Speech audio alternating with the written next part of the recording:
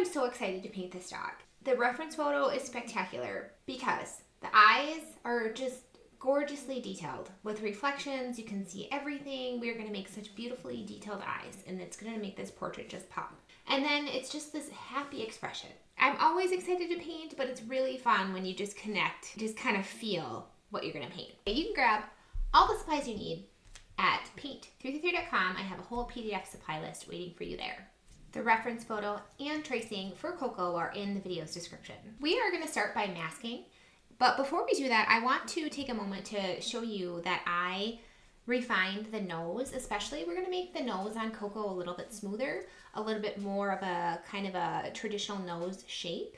And I also made sure to take the time to get the eyes perfect before we paint. And I just like to remind everybody to make sure that their reference photo, their drawing on their paper or whatever surface they're painting on, you want it to be ready to paint so you're making less decisions as you're painting.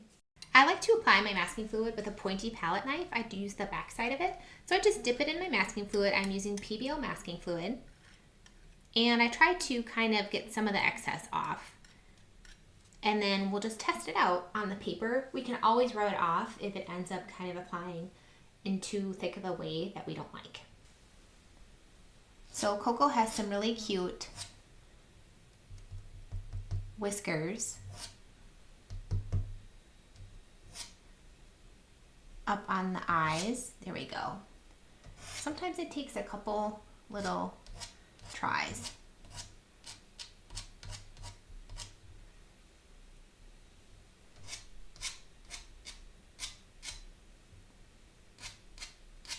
And it looks to me like maybe Coco is an older dog too. It has some gray hairs. So we're going to mask out just a little bit of those. We can always paint those in, but sometimes it's nice to just maybe do a little bit of that because that can kind of look kind of fun at the end.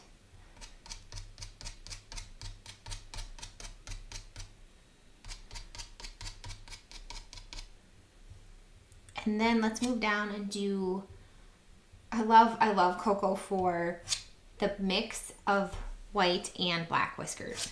One of my cats has that. Actually, his whiskers kind of go from black to white. I just think that looks so cool. So we're gonna have a lot of fun with Coco's whiskers at the end too, removing the masking and adding in his black whiskers, or her. I'm just going to assume it's a her. Her black whiskers at the end too. So you can see sometimes it takes me a couple tries. There we go. To get the masking fluid to kind of release. And sometimes it releases a little bit too thick. So I'll likely remove those once they're dry. And finally, Coco has some kind of white whiskery areas along her bottom lip.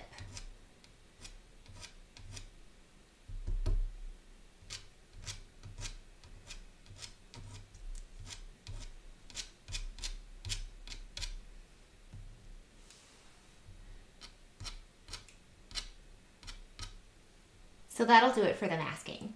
I like to take the residual masking fluid off of the palette knife once it's dry. It just rubs right off. Now I want to remember to come back and remove those thicker masked lines that I don't like. But I'm going to go ahead and get started with the eyes. So I have my Silver Black Velvet size 6 round brush and my neutral tint, American Journey neutral tint paint. And I'm going to go ahead and go in and paint everywhere I see the darkest dark areas on the eyes. And be careful, this masking fluid's still wet, so I'm just going to try to be careful where I put my hand.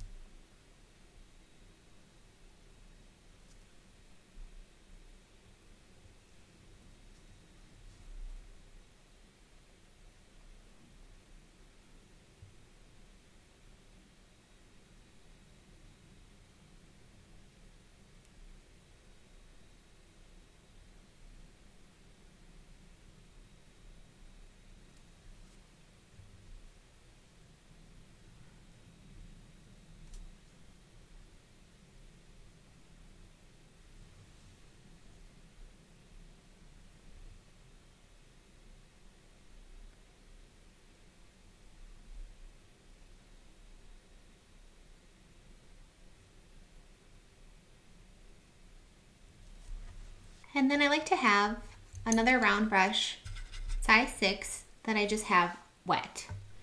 And usually it's kind of wet and blotted, and I keep it just for water to soften and blend as I go.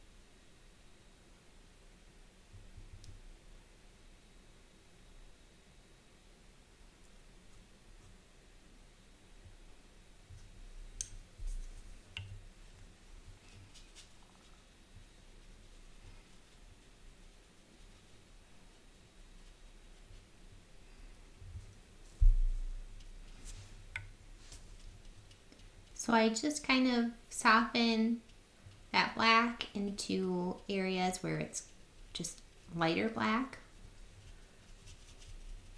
And then we can get, by doing it like that, we can get some of these cool watery effects happening too. So sometimes I'm just adding water in those places I've softened, because then it'll push the pigment around in really fun ways as it dries.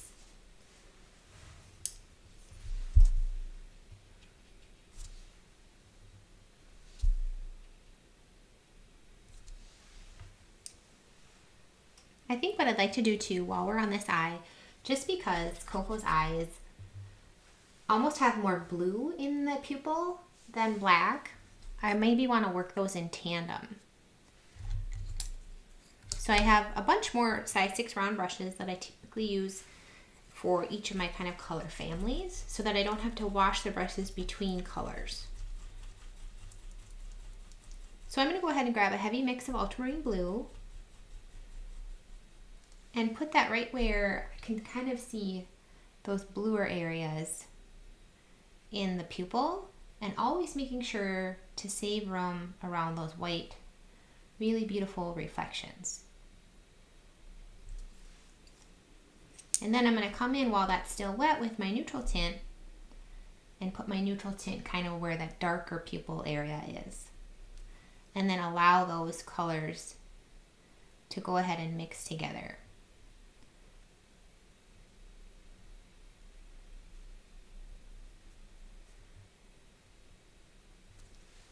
And then I think what I want to do is take my blotted wet brush and bring that color a little bit closer to those reflections.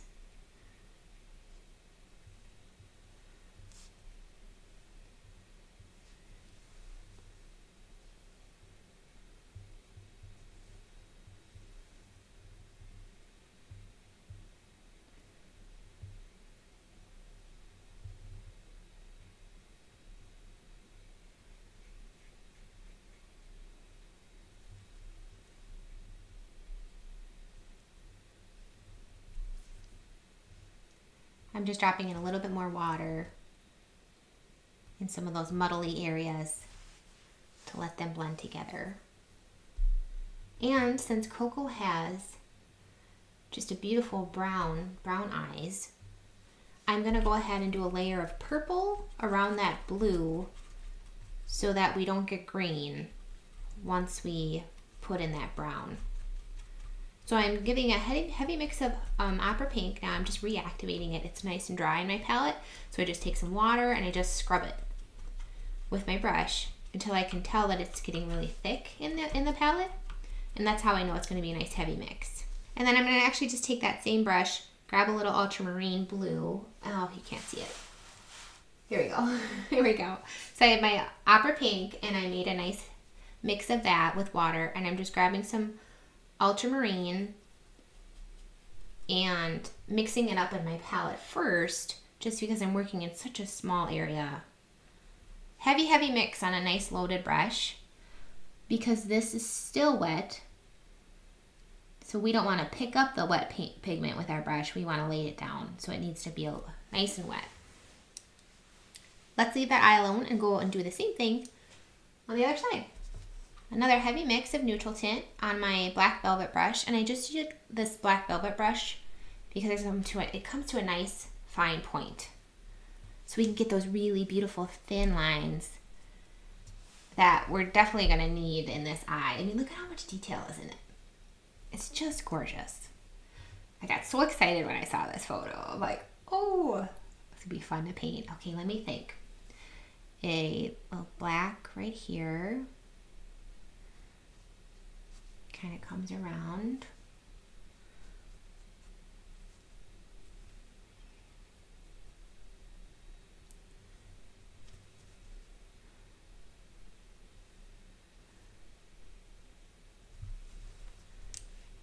And I have, what do I got going on here? I have opera pink right there. Just gonna get rid of that. So that I have my just plain water brush again. So I can kind of let it run into this other area that's a little bit lighter black.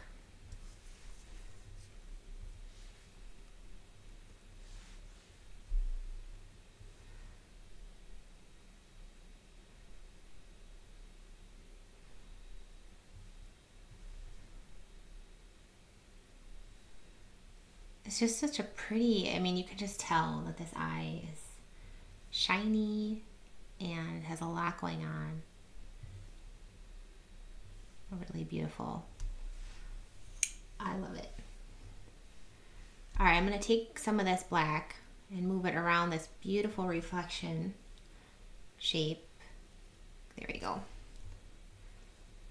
Okay, we grab some of that a little bit there. And then I'm going to smooth it out up here too, because she's got another one of those beautiful white outlines, but it's nice and sharp. And it's very thin. We don't want it to be too thick or it'll look kind of cartoony.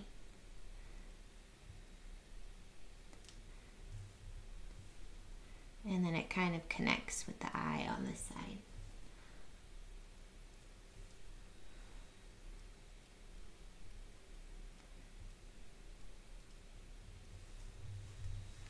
And then I want to do the same thing and grab some ultramarine. A nice heavy mix on a nice loaded brush. And it's even lighter blue on this side. So I'm gonna come in with some cobalt too. But not yet. I'm going to grab my neutral tint, put a little layer up here next to these reflections.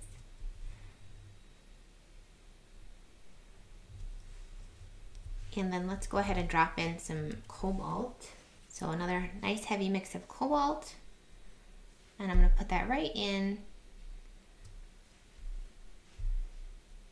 where we've saved some room for it in our ultramarine.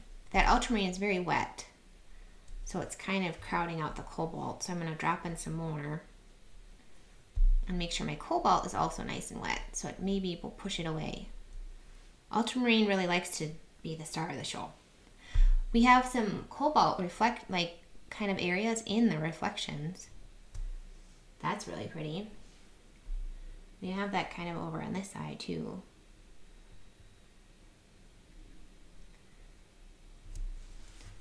It really traveled, but I think that's pretty. I'm going to just leave that because I can come back in with neutral tint if I need to. I'm going to drop a little water so it's not too intense. I really like where we are at with the eyes. So let's go ahead and do that first layer on the nose. And I want to think about the shadow and the highlight color because we are going to be incorporating that into the nose right away. I think since we already have some cobalt happening, could be really nice. Or maybe since there's cobalt in the eyes, we want to leave just the cobalt in the eyes and that's it. I'm going to think about that as I kind of give the nose some outlines. So you can see I really almost kind of changed the shape here of Coco's nose. And I just made it a little bit smoother. I made the nostrils a little bit bigger. And then I made the shape a little bit more in instead of kind of wide.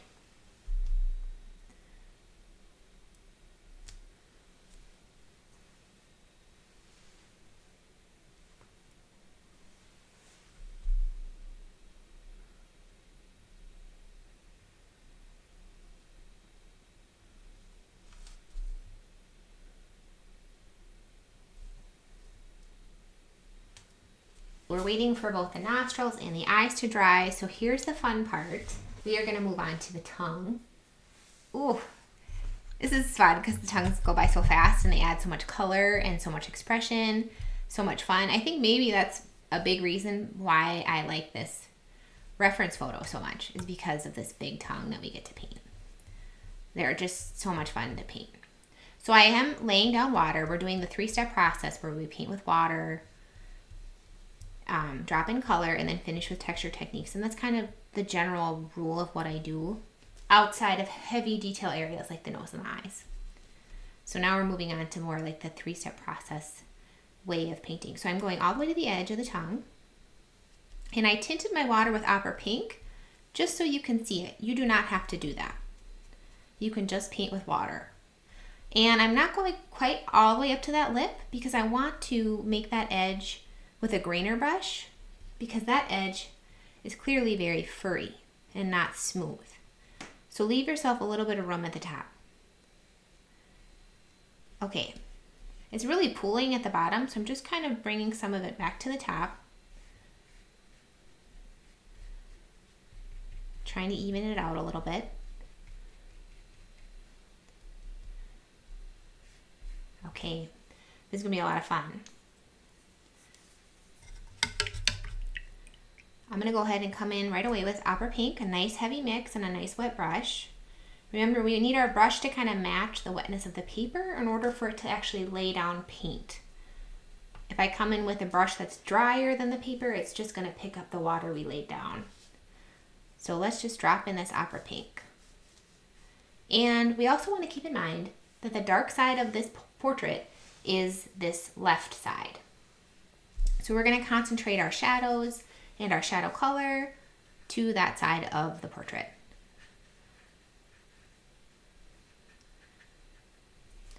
I love grabbing another brush to use for my yellows and my golds.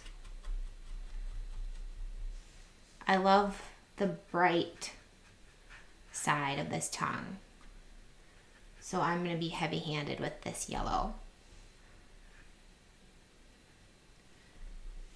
That's really pretty. And opera pink and azo yellow make a beautiful orange. And then let's go ahead and grab some ultramarine. We're going to need it kind of on a wet brush, but ultramarine is kind of a bully, so we don't need to put too much ultramarine down. I'm trying to be a little bit conservative. The other thing I want to try is some buff titanium. Buff titanium can kind of take over too and make your whole thing look a little opaque. But tongues have some of that. I'm just going to see, buff titanium is really cool. If you want your painting to be really bright and vibrant, I would skip this. But I really like how it behaves. And I like it especially for tongues. So I'm just kind of putting it in the center here. And I'm helping provide maybe a little bit of a buffer between that blue and that yellow, because we don't want green. We have some real pooling going on, don't we? Okay. I'm going to take some of this pool up. So I'm just soaking up some of the extra water. It's got pigment's coming with it too, so we might want to lay down more pigment. But that'll just depend on how much water you put in.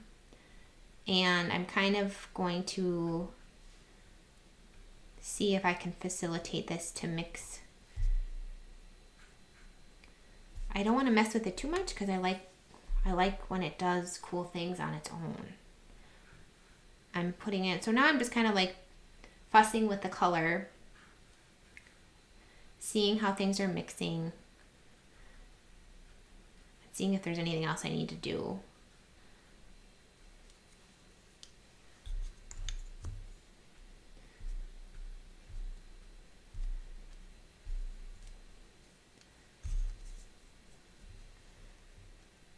All right, while I'm thinking about that, let's go ahead and finish.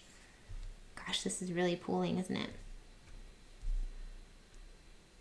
I'm just taking a little bit out. Okay, let's go ahead and bring this up with our grainer brush. I'm using a dry grainer brush because I want those bristles to stay as separated as possible for this furry edge of Coco's face.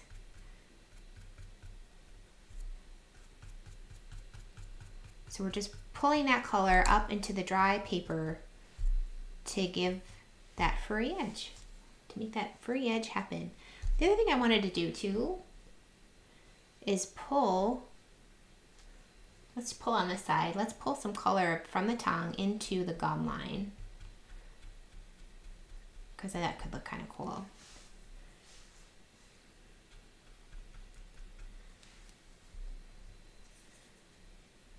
I'm going to drop in some pink along those gums too.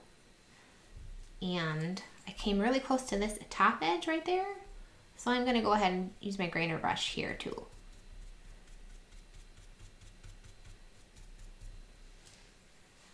We'll do more with black once the tongue is dry.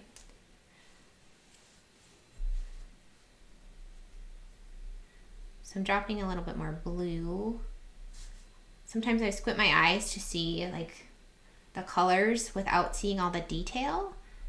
That can be really helpful for me, at least, to just see color or shape without seeing so much detail, so you can kind of get rid of a little bit of information to see the information you need to see.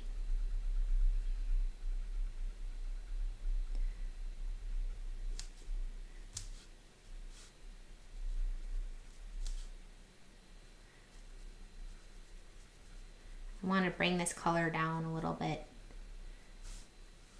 to give it some dimension along that line that they have in the middle of their tongue.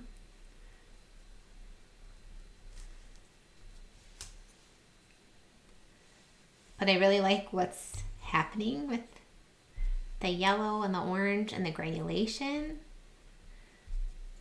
We achieved purple with that blue and the pink. We avoided green. If you are getting green, I would just say add more pink. Pink will be your best friend to get some purple in there to overcome the green.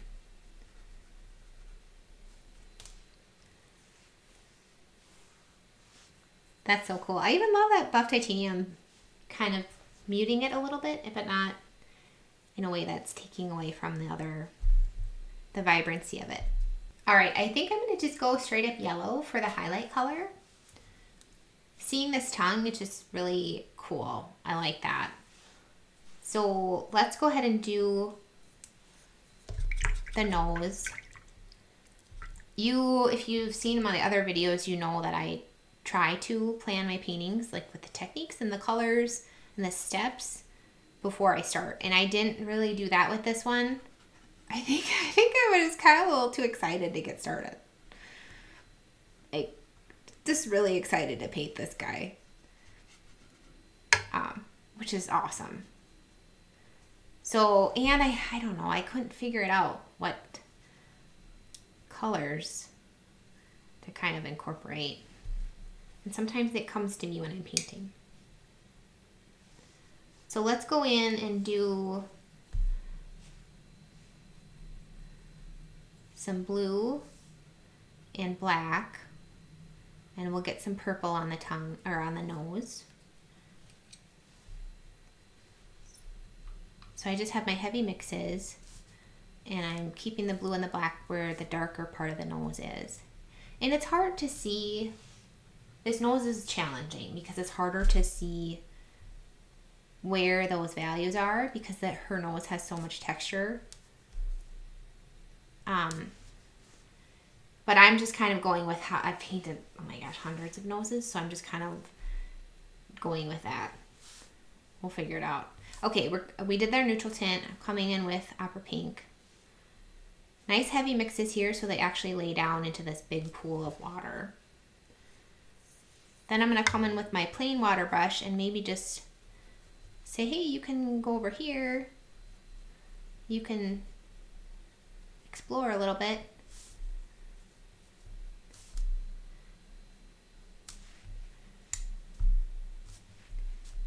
And then lift out too if it's getting maybe too intense in an area. I really like this. I might let it dry just like that. And we can come in and glaze some yellow highlights or orange highlights. I think maybe it just needs a little bit more pink. It's very purple right there, which is pretty. It's so fun to let your color mix on the paper. I would say just don't be afraid to let that happen. See what happens when you just drop in color in water and how it mixes. And the other thing you can do as this dries is just babysit it, which means keep an eye on it. And if it's doing things you don't want it to do, you can usually fix them in time before it dries completely. The other thing I like to do when I'm babysitting is, lifting, whether that's color or water out, or adding water in. If it's drying, kind of a stagnant, not too much is happening, drop water in, and then things will start happening.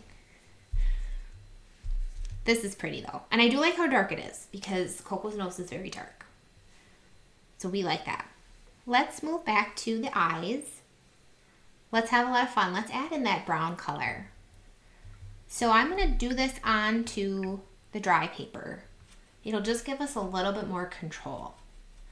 And heavy mix of quinacridone gold.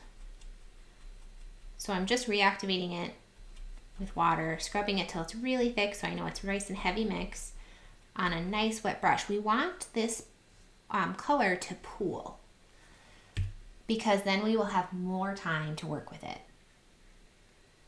So I'm going to not be too afraid to go right up to those edges of the neutral tint.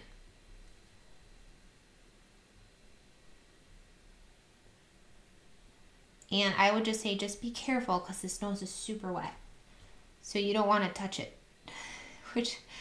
So you're going to practice your steady hand skills here. Ooh, look, that's cool. It was still wet. And so it's bleeding into this shape.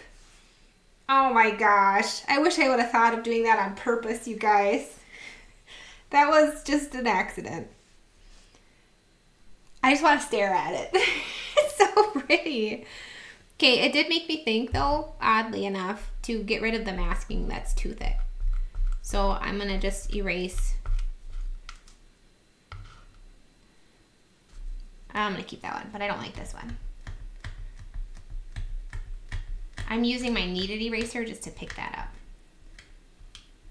up. Okay, that actually kind of erased it into a thin line. Cool.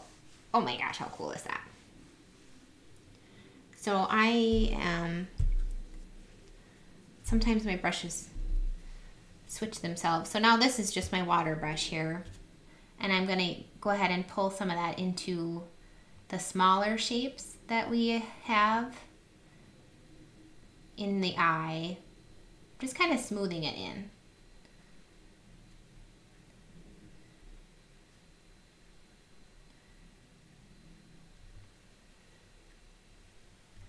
And it looks to me like there's still some brown over here too.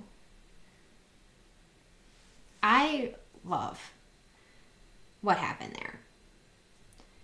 I'm going to try to, I'm probably going to write this down maybe, and so I can kind of come back to that. and try to remind myself to do that intentionally in my future portraits. So right now I'm trying to scrub and lift a little bit of that purple edge that we left.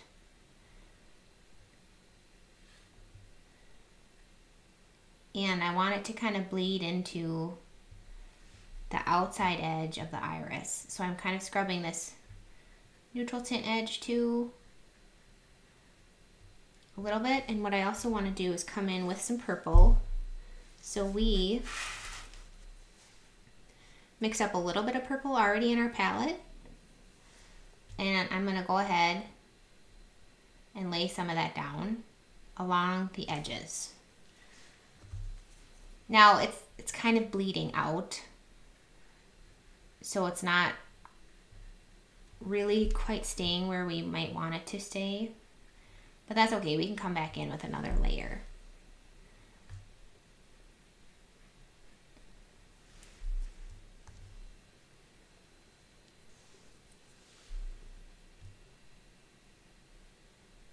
So I just have the purple on my brush here, if it'll stay where I want it to stay.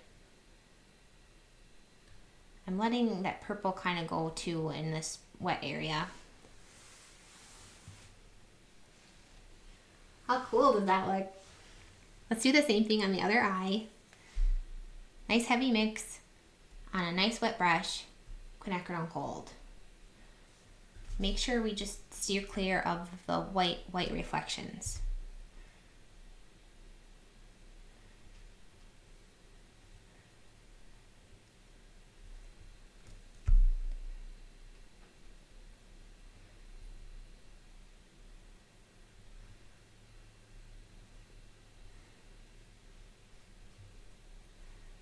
All right. I'm going to come in with my purple for the inside edge of the iris. Mostly because it's right next to this blue shape and I don't want to get too much green.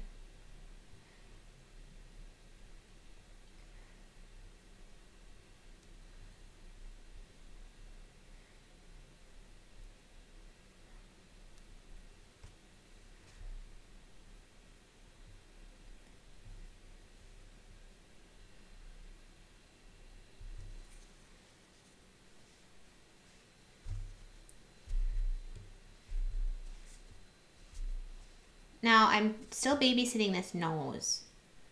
So I'm just going to come in and lift a little bit off the top. And usually I also add water at the same time. I'm kind of lifting pigment, but usually that lifts more water than I'd like it to.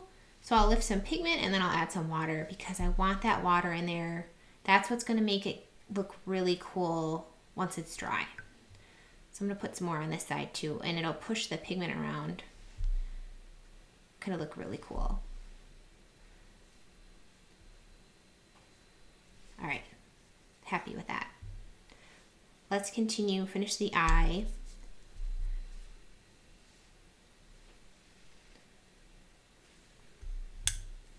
I'm just looking at this here too.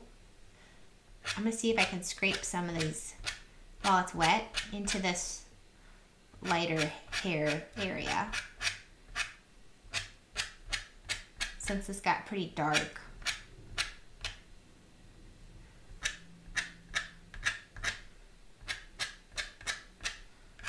All right, that looks cool. I'm just going to go ahead and do the same thing on this side, kind of soften along that edge. Grab that. There we go.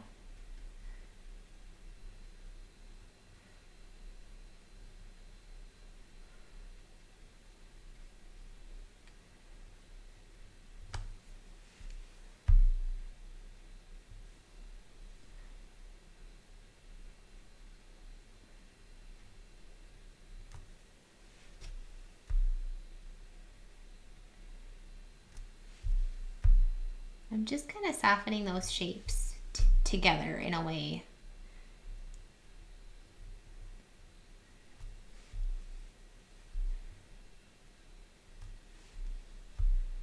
And lifting up pigment maybe where there's like even a reflection in the iris.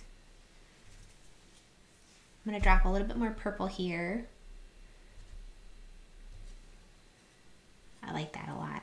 That's great for the eyes right now. We will come in and soften those reflections, and then we'll soften the nose too once that's dry. Look at how cool our nose is drying. I'm in love with it. I'm going to even add another drop of water here while that's drying. And maybe a little swipe right there. And the other thing I wanted to do too is some cool stuff's happening over here. I'm just going to drop in a little bit of water and see if I can make any more cool things happen. Okay. Sometimes you have to calm yourself. We are going to do the ears. The cool thing about Coco's ears is they're kind of like part of her head. Who knew ears were part of your head? But it's just going to kind of impact how we paint them. So I'm going to come in and just do the neutral tint first, is what I'm thinking. And we're going to do the dark side first. I always am a proponent of painting the dark side first, so you don't overpaint the light side and then all of a sudden all you have is a dark side and a dark side, because they're both so heavily painted. So I'm coming in with water, and I'm using my dirty water so you can see it. And I'm painting where this dark neutral tint, where I'm eventually going to be putting that down, but I'm not going all the way to the edges, because again, we're going to do those edges with the grainer brush. So I'm giving myself a little bit of room here. The other thing I think I'd like to do maybe is let this bleed all the way down. Could look really cool. So I'm going to kind of keep painting, and we can extend that once we move down too. So we don't have to go all the way down. You could. Totally could. But I'm a little bit limited too with what you can see in the camera since I'm filming. So I'm trying to keep it all kind of within something you can see and what you can see on the reference photo too. Okay, and then Coco has some beautiful neutral tint on the top of her ears too.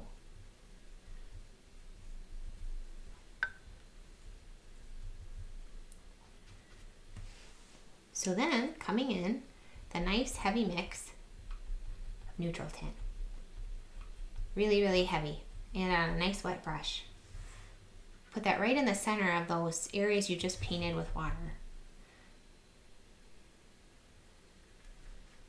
And sometimes you have to just tap your brush in there on the side of your brush so it'll actually release that pigment into that water.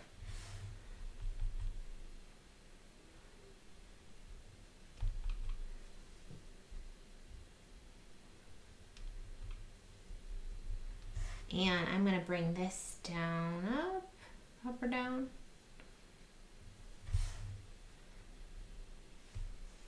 I want to make sure we have a lot of neutral tint in there because we're going to be dragging it to the edges with our grainer brush. So let's grab our grainer brush. It's nice and dry.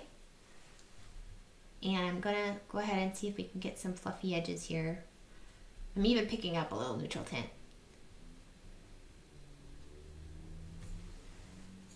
I might put in a little bit more water up here. Here we go. And the other thing is, even if you see fluffy edges everywhere, you don't have to paint them everywhere. You can let watercolor be really watercolory and do watercolory things and have watercolory edges. And not always have it be super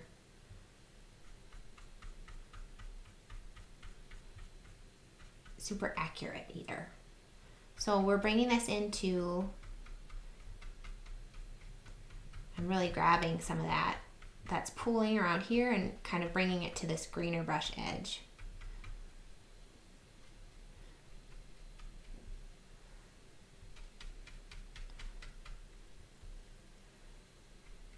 It's really pooling in some areas, so I'm kind of just saying, hey, you can go over here too. You don't have to just congregate in certain areas. Because it's hard to grainer brush from a pool, like a big pool. It'll just get really chunky.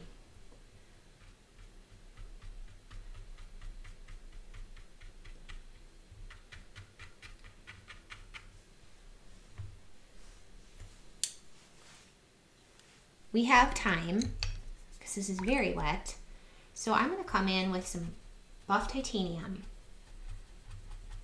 Nice heavy mix, really nice loaded brush, really heavy mix. And I'm going to drop in some next to these areas of neutral tint that we painted. And allow that to just see what happens. And it might create shapes that aren't entirely accurate according to the fur pattern on the dog. And that's okay. We can always adjust that as we go. But we want it to do watercolory things, and sometimes it doesn't know where all the fur patterns are. That's okay. I'm gonna come in, I'm doing the same thing with some quinacridone gold.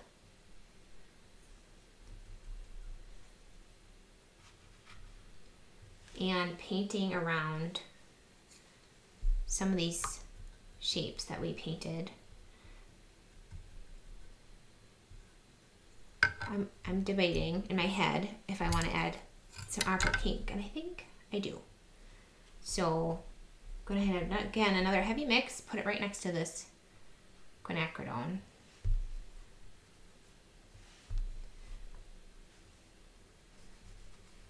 And it's really a lot is happening, right? That's intense. The quinacridone kind of took over. So I'm gonna see if it'll let me. You have to get your brush so wet for it to actually lay down color when you're working with these big pools. It's kind of intense. Like, oh my gosh. But it's fun. It's fun, and it's fun to work with that much water and see what happens. So we're getting some grain, but it's so pretty. So here's me debating again. Do I make this purpley? And I think I do want to add some. So I'm adding opera pink to shift this to purple on the areas where her fur is especially dark. And doesn't really benefit from all that green. Now, if you're using a different brown, you might not be getting quite the green that I'm getting here. Look at how this is moving down. Isn't that cool? All right. Coming in more and facilitating that to kind of move into these grainer brushy edges. And making some grainer brush edges down here too.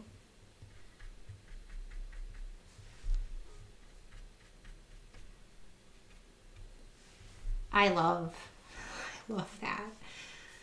How cool is that? I'm gonna come in with, I don't want to mess it up, but I want it maybe a little bit more. There we go. Look at how I could just watch it at this point. So pretty.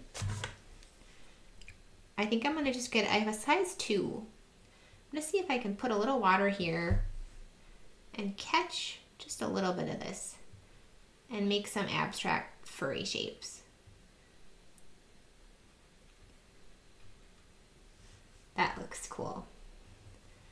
And you can do the same thing, pull some furry shapes around. I'm gonna do that with a bigger, there we go. Do that with a bigger brush over here on this kind of lighter part of his ear. And the other thing you could use is your palette knife.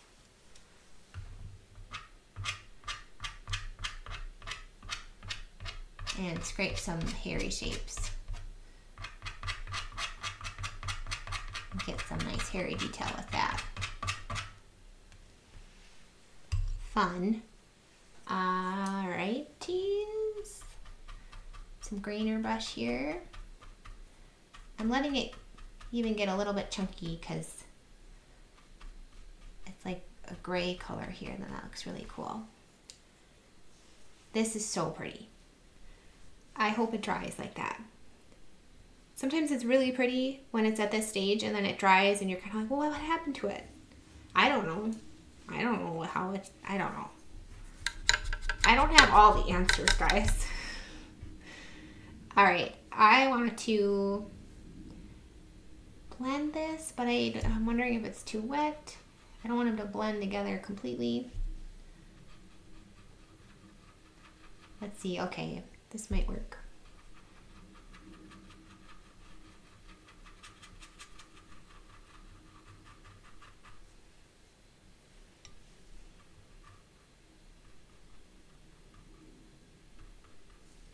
That looks cool. I want the same thing here, but I don't want it, if it's really wet, it's just all gonna turn it into this, right? Where it's all kind of going crazy.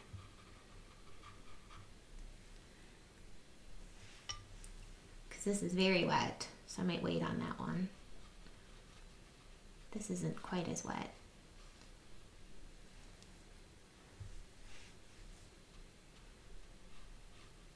So yeah, I'm just kind of going in there and and softening some of the edges and letting it know that it can move around a little bit. I wouldn't mind. Let's see, he's got this shape here. Trying to make sure I have it right. Yeah, so this kind of goes into, I'm just softening this a little bit. Maybe I'll go backwards. There we go, kind of going into that is nice.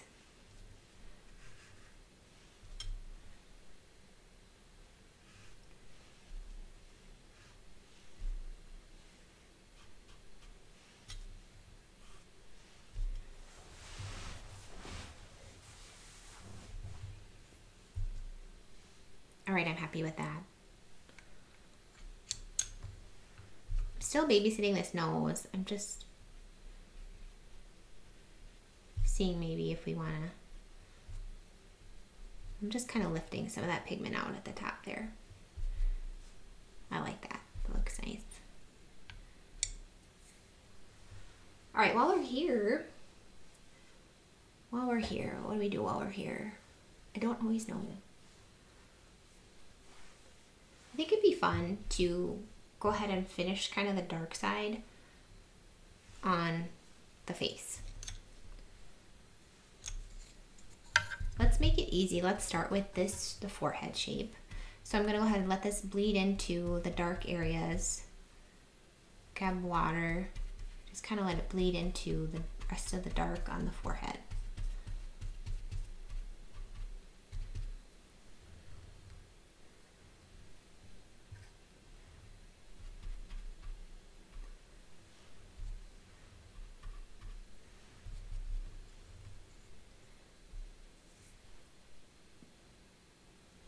That looks fun.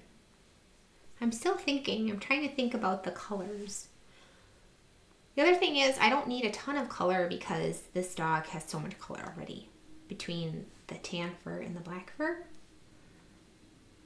So I might not need to add a lot of color in the fur in terms of like a shadow color and a highlight color until the end when we glaze. Because now would be a good time while that's wet to maybe add a color in. If we were doing like blue or purple in the black fur on the shadow side, or maybe pink on the highlight side. I'm not convinced one way or the other, so I'm gonna let it go. Okay. I'm gonna go ahead and paint a pretty thin layer of water around the face. And I want to have my grainer brush handy and my buff titanium handy. I'm going to start with buff titanium. Kind of paint these lighter areas.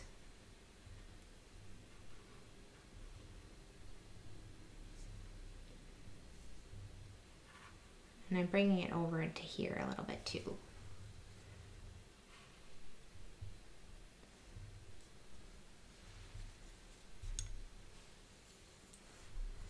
Let's see what color I got. So my grainer brush kind of has green on it. So what I want to do is I want to mix up kind of the brown. So I'm going to do neutral tint, quinacridone gold, and that's going to give me green until I add some opera pink. And that'll give me a rich brown. So let's grab that. A little more opera pink. And I don't want to lose too much of what we established in the eye with this cool watercolor effects that happened. We'll see how much I can keep while still kind of making it make sense here.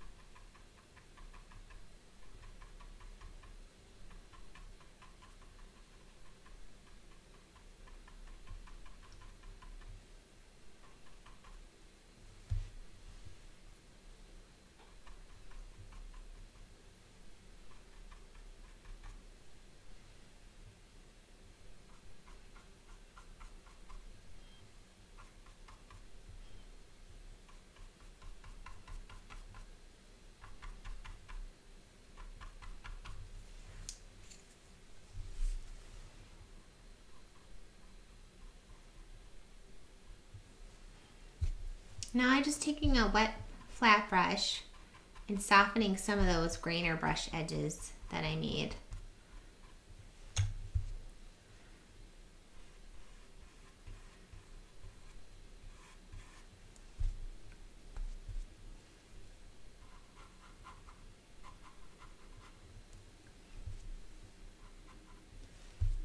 So a really blotted grainer brush. It's just barely wet. And as I pick up pigment, I'm kind of cleaning my brush off too.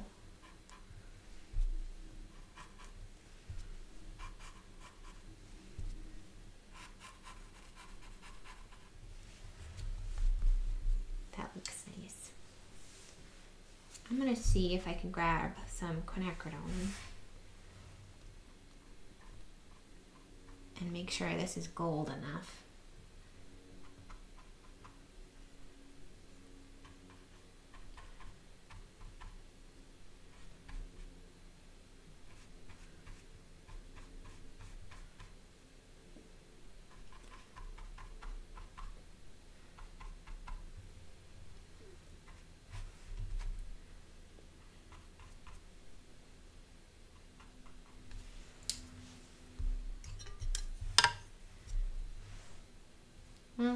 looks nice. I don't think I need to do anything to that.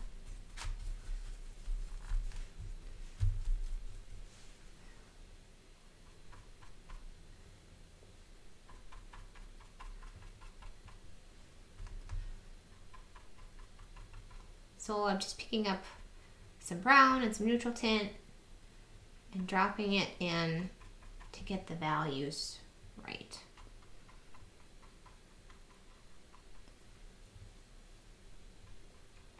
And the fur pattern right too. There's a lot of really cool furry things happening in this area, so I'm just trying to get that to show up. Doesn't have to be perfect. We don't want it to be perfect, but we want it to look like Coco and all this cool, unique things she's got happening in her fur.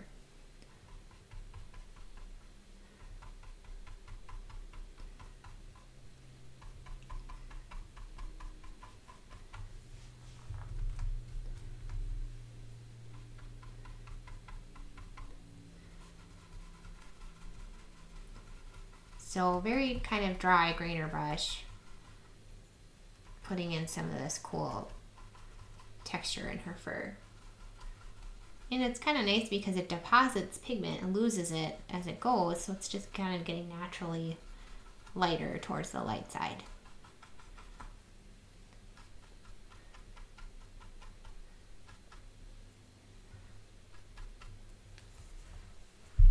And then if it's too harsh, I'm just kind of softening some bits of it with my wet flat brush.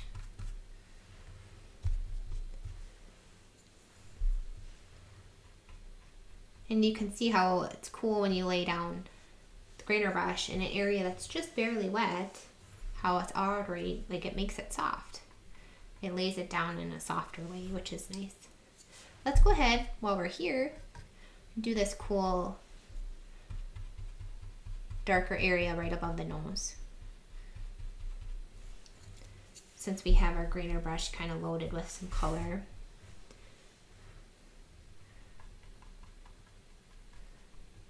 It's a little heavy on the pigment. We can come in and soften it though too.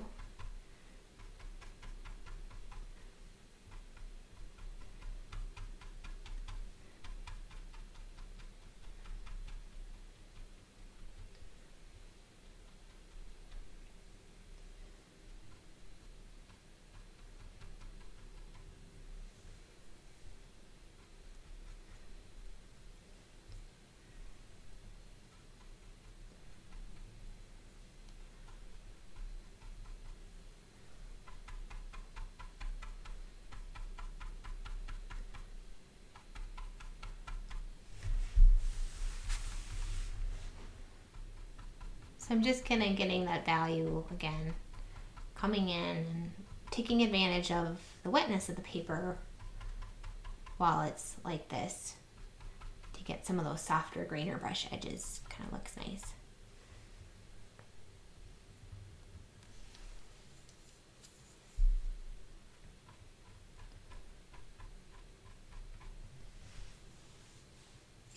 All right, I kind of want to finish this area.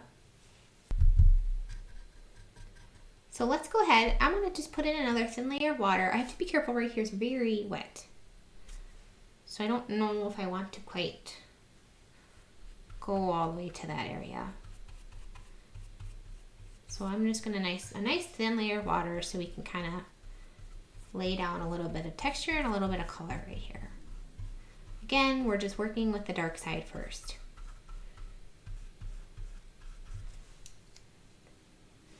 I have my buff titanium, so I'm going to put some down. And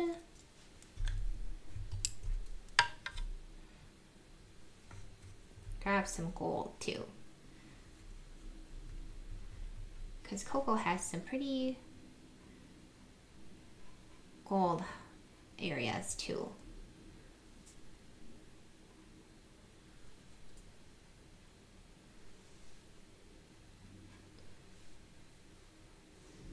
And he's got, let's see, he's got this black shape right here, and then it's kind of gold over here.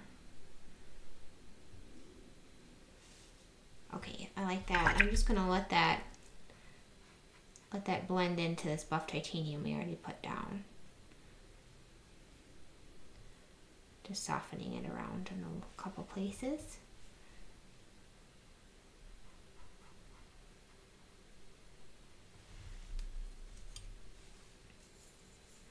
And I think we still have, yeah, we still have our black on here.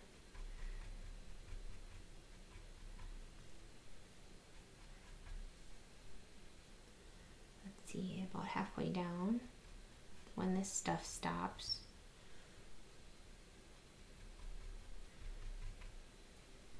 And then I'm just gonna grab that brown, put this black down here.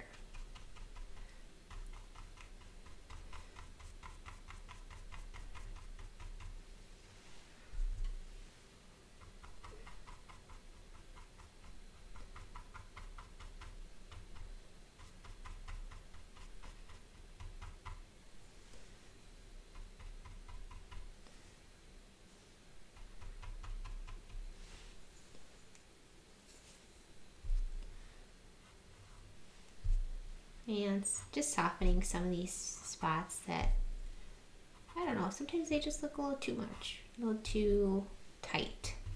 It's probably the right word for it.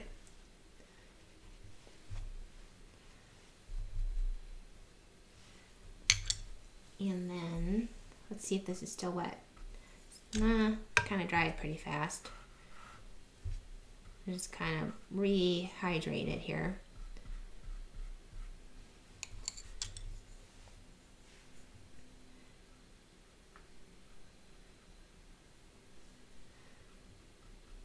There you go, like that.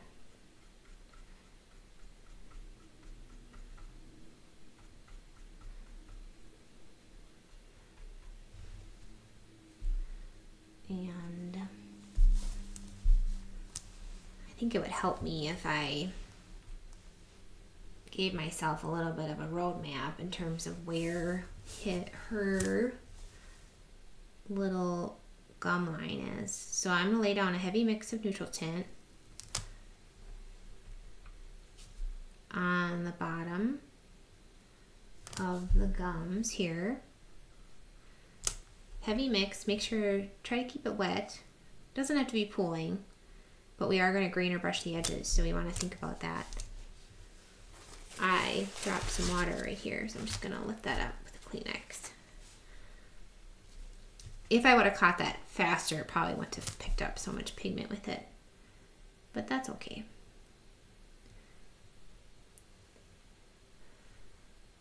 Let's see, it kind of comes up here.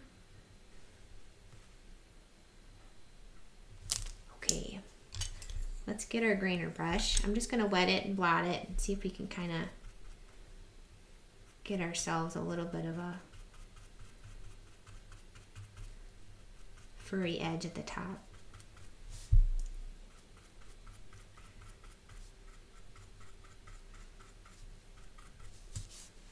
And then we are going to want to smooth that black into the rest of the gums.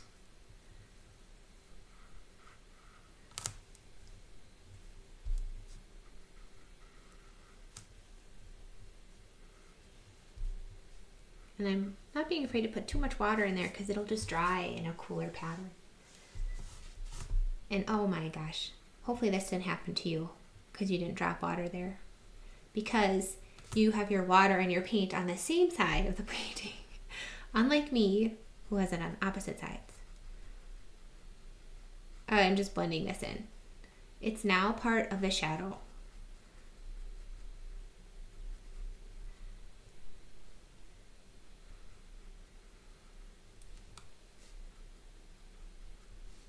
I actually really like that. It's giving the tongue a little bit more dimension. All right, lifting a little bit here. It's blending maybe a little bit more than I needed to, but I also kind of want to soften this part.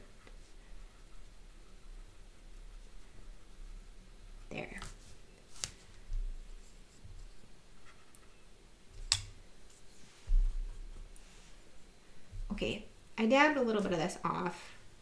Let's see, this is probably, oh, it's actually really like, this is a nice level to get some lines.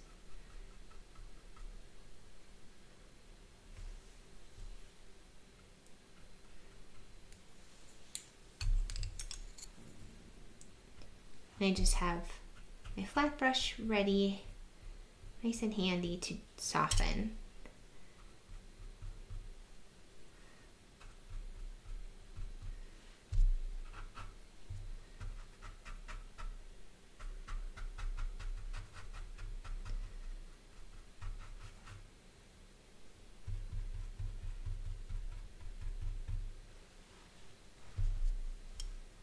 There, happy about that. Okay, before this dries, I was hoping to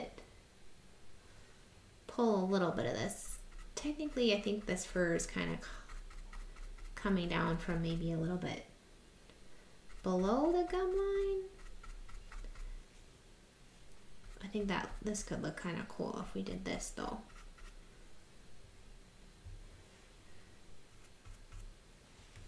Alright, I'm just taking kind of a little bit of step back and looking at the whole painting. I'm going to come and get this shape wet and let that blend in. The other thing I might want to do, no, I think I'll come in with buff titanium after that dries and give it a little bit more shape. And same with up here, would look cool with some buff titanium. So she has,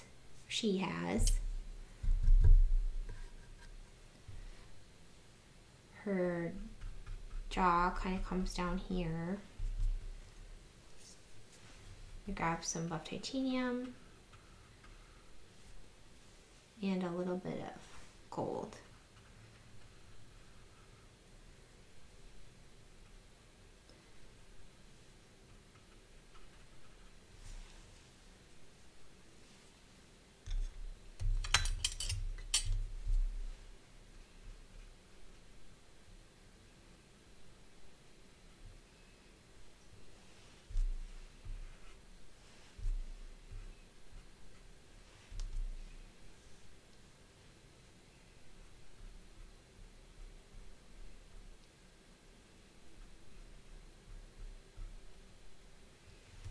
I'm just bringing it up a little bit. I'm going to grab my grainer brush and make this a little bit furry. I just want to distinguish this shape of his head, her head, I keep saying, yeah, from her neck. And it even kind of goes into this shape. I like that. That looks pretty. That's the other cool thing about buff titanium is it gives you some grace in terms of that opacity piece. You kind of paint over darker areas if you need to.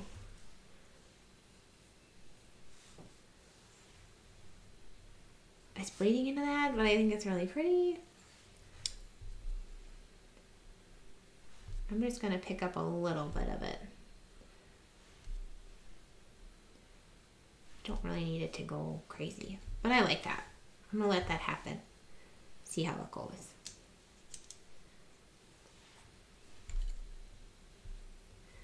Oh, wow, I have a lot of black on that brush. Let's take that off. I wanted to just maybe soften this a little bit in some areas.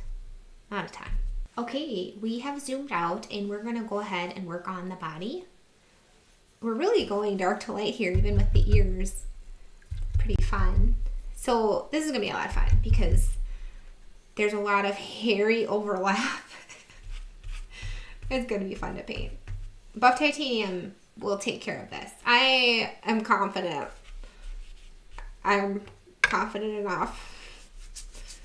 So I kind of wanted the black to kind of pull all the way down. I think it would look cool if it was anchored to the page right here. And then kind of wispy over there.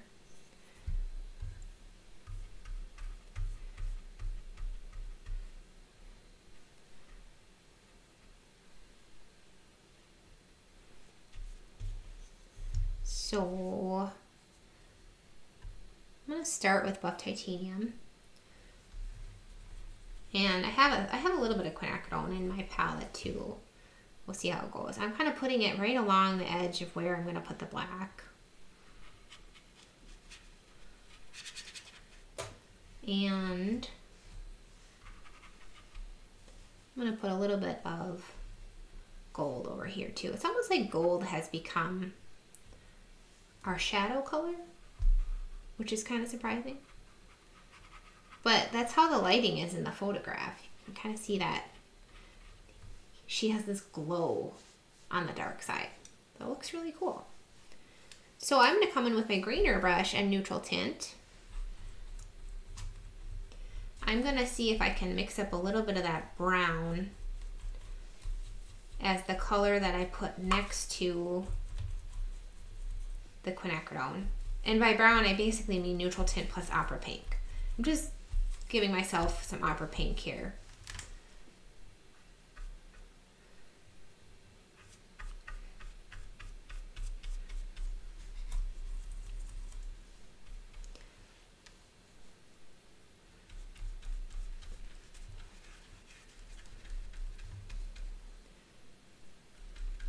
And I think I'm gonna have to let that dry before we actually get some of those nice hairy details happening. Grab some cleaner water maybe.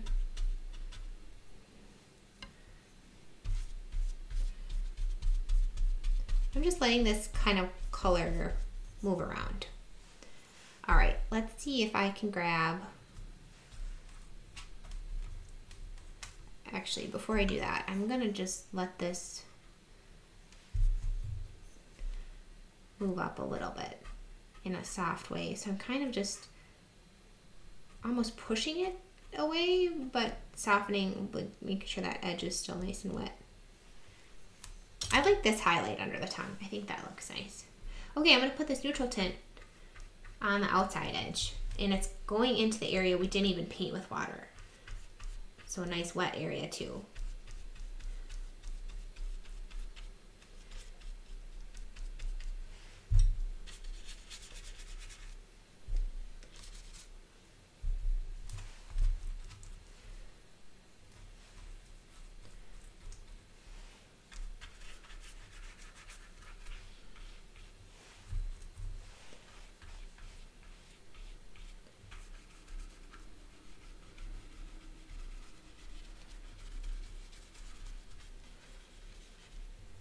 I love a little bit of visible brush strokes. Nothing crazy. Oh, you can go crazy. Aren't you just tempted? I'm a little bit more tempted. I gotta get a little bit more in there. That looks cool. That looks so cool. Okay.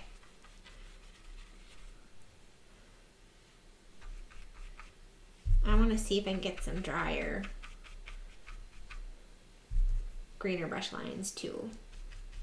Yeah, look at that. That looks really nice. With a dry greener brush.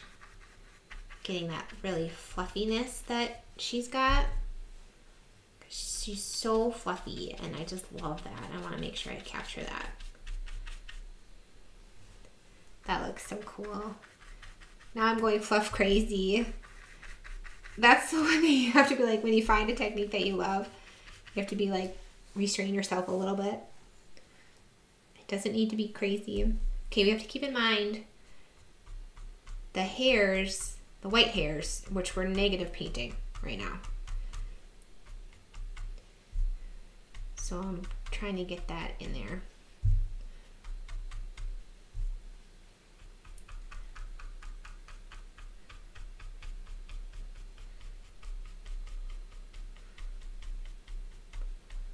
So if we can make it look like got some hair coming into the black, painting it negatively here.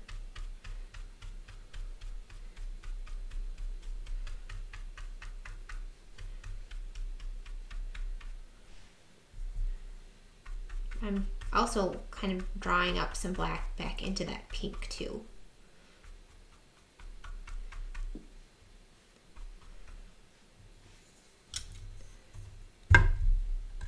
I'm gonna just soften this shape a little bit. It just looks a little like, what's that line doing right there? So I'm making it a little bit more abstract here. There, I like that. Cool. Sometimes those visible lines and brush strokes just make it look so good. It makes it look like art, you know, and not just a photograph.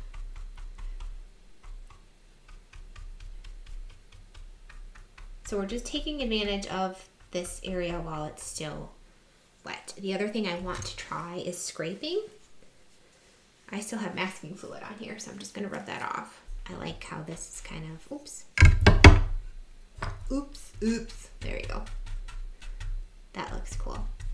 Just kind of going into this light side a little bit. It's gonna look so good. It's fun how it kind of already looks done. Like you could even stop right here and it'd be in an interesting painting because of that unfinished side. Love that. And that's why you paint the dark side first, because if we would have done this to the light side, we would have had to done the same thing to the dark side and it would be flat. Okay, I'm just blabbering and I want to scrape. So we're trying to scrape in some of these white hairs. The key is just capturing the dryness level, and then you're also going to, once you scrape off that pigment, get your palette, or your palette knife. That's what we're using. Clean. Otherwise you're going to deposit some pigment. It's going to look funny. So sometimes I even just wipe it on my hand. And I'm kind of sometimes using the side of the palette knife too. It just gives it a little bit more of an abstract-y shape. And you don't need to overdo this. This is another technique that, like that, looks really cool and you're going to want to do it everywhere. And technically, she has it everywhere, right? I'm going to see if I can find a little bit of a balance here.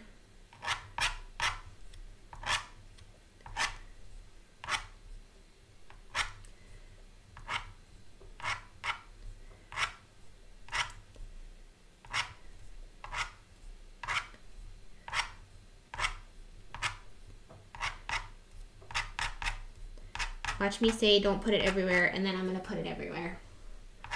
We'll find out. Sometimes I cannot be controlled. I actually think it looks really cool though. So sometimes I go over the lines because the pigment can kind of fill them in if it's a little too wet. So we're just kind of doing it, keeping an eye on it, slowing down and scraping.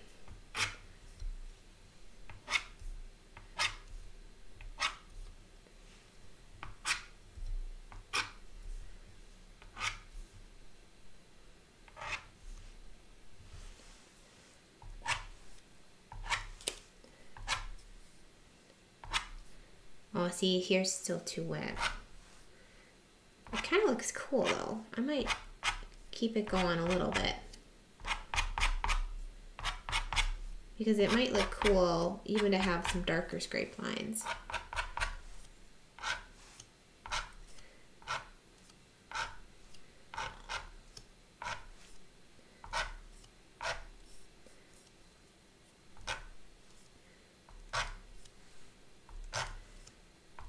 I try to cluster it a little bit so it doesn't look so sprinkly. Water resist would also be a good technique to use right now. So if you have a thin brush, put some water on it, see if we can get it to push the pigment away. It'll depend on how wet the pigment is still. There you go. That's the perfect wetness for water resist. And it's a little bit of a softer technique than scraping.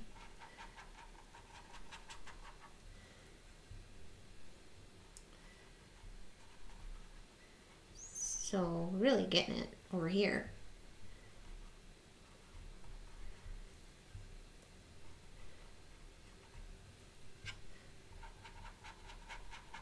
I'm putting a little bit more water at the top to soften those lines in a little bit.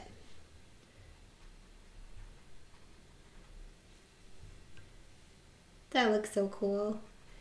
I mean, this is going to be one of those techniques too that people are going to be like, how did you do that? And you're like, what? It's just water. It's just water. But it's really about timing, which is crazy. So this is like 10 seconds from being completely dry. Well, I don't know, 30 seconds. I don't know. I don't time things. I love that. And I don't want to do too much more than that. I feel like maybe we even did too much, but it's fun. We had a ton of fun. I just don't want to do too much because all this line work too makes you look here when you want to be looking up at the face. And it's going to be kind of, your attention's going to be a little bit divided. All right, I'm just softening to some of these bits. It can look nice and you can also continue to lift where you did water resist too, before it's completely dry. And softening too will help take away some of the tightness, that stiffness of the line work that we did, so that our eyes don't go completely to this space.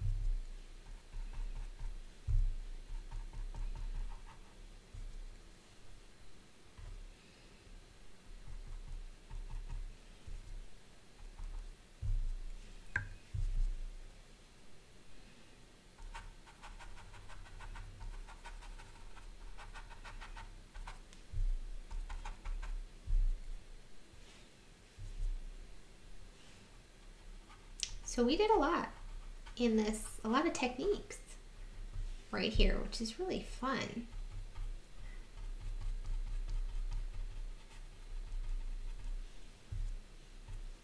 Really how fun was that? Super fun. I love how that turned out. That looks so cool. All right, let's just finish his light side. We have some work to do on the eye and some work to do on the muzzle, and then smoothing it out, splatter, and whiskers. But the rest of this should go by pretty quick, especially after we finish the detail around the muzzle.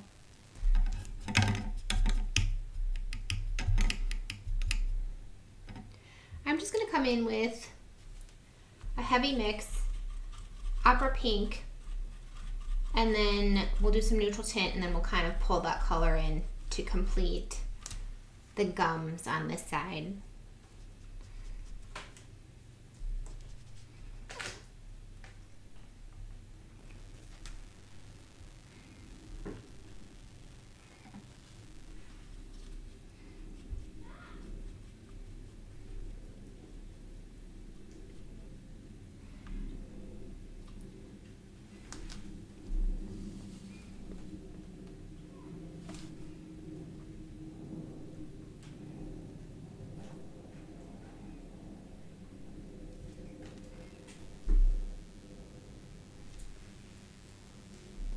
And then I'm just gonna pull the color with the grainer brush to get that furry edge on the top.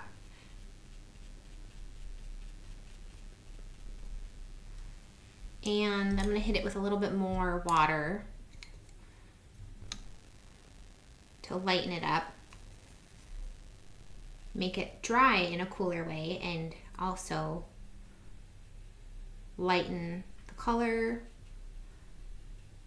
and let it blend.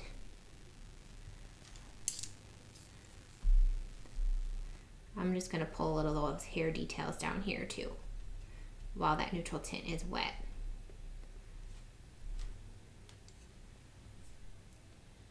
And I'm going to complete, I have some color on my grainer brush, so I'm just going to complete that lip line right there and soften it a little bit with a wet, blotted 3/4 inch flat brush.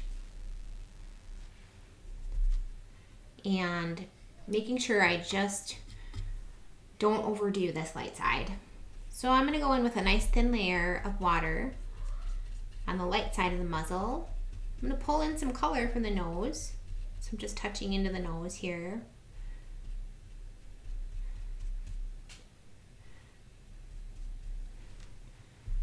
And then I love this opera pink neutral tint mix that we have kind of been using. I touched the gums, so that's kind of bleeding in there a little bit. I'm going to go on this side too with the same color. Build a little bit, another layer of texture on this side. And then have my flat brush handy too to soften that. But I soften it sparingly. I don't go crazy because it's that mix of textures that makes it look really nice.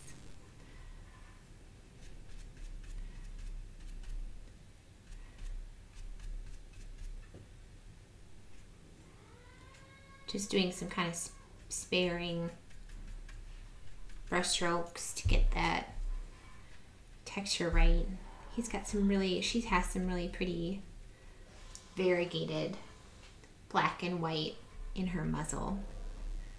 I like that. This also bled in quite a bit right here. And I must have missed this when it was happening, or maybe when it was drying. I had to walk away from it. I'm going to scrape that out a little bit. Or, yeah, just kind of lift it out. So, but after something has dried for multiple days, like this one has, you have to really scrub it. That looks nice. Grabbing more of that opera pink neutral tint mix.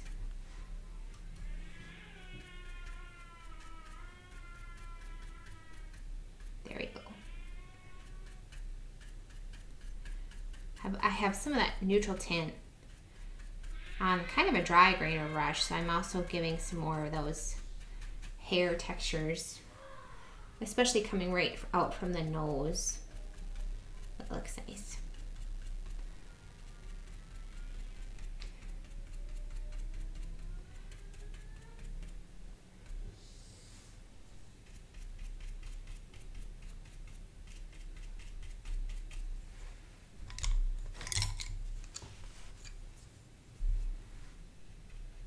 And just softening. So we're just building texture, variegated textures and colors here on the muzzle. So I have all these brushes handy while I'm painting.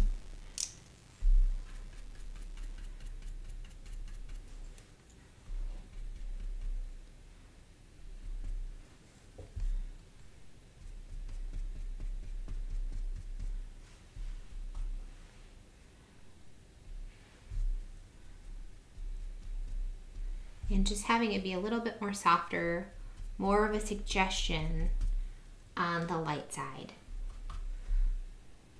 So not quite as much sharp, hairy detail, definitely not as dark.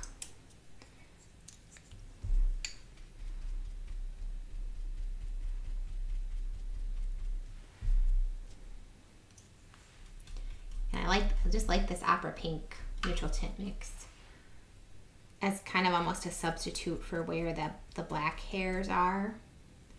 Looks really good. I guess that's kind of turned into my shadow color, this opera pink neutral tint. Looks really nice. And it's just so cool how a few layers on the muzzle just make it pop and look so good.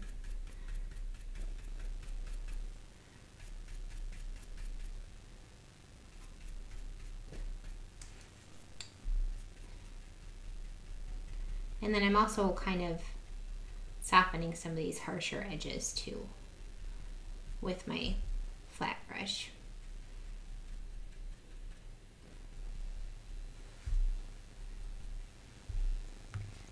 And while we're softening, I think I'm going to go ahead and soften the rest of the nose. I'm just going to use my blotted brush with just plain water and try to scrub the edges of the pigment and let it bleed into that white space. And at the same time, it softens that hard edge. And as my brush gets kind of full of pigment, and if I don't want it to be that dark, I'm just blotting it and cleaning it off.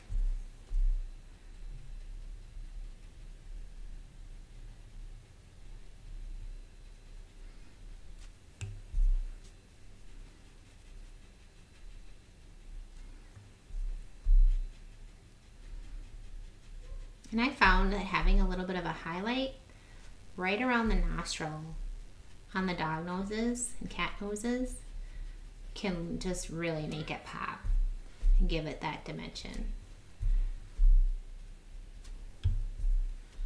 So even if you paint it all the way up to the nostril, you can try to lift a line out of it.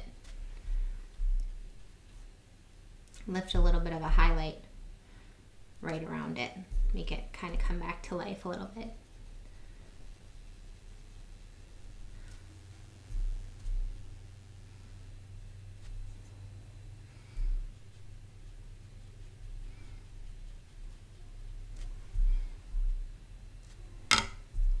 And sometimes those hard edges still look good because it's, again, that contrast between the two. Well, I got a lot of hair on this. That's my biggest job after I wax the portraits. It's just double checking every inch for hair. I'm sure I've missed some.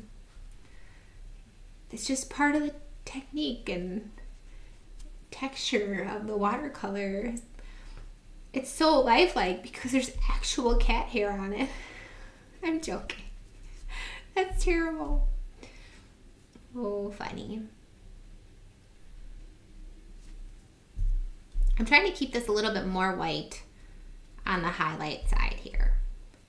So not filling it in, letting that water fill it in quite as much on this side as I let it do on this side.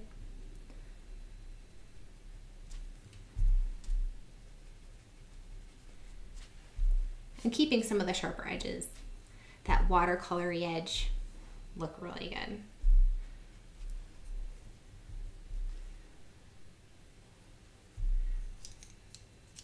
So I'm just taking a look at the whole muzzle, seeing what else maybe it needs. I still have this opera pink neutral tint on my grainer brush.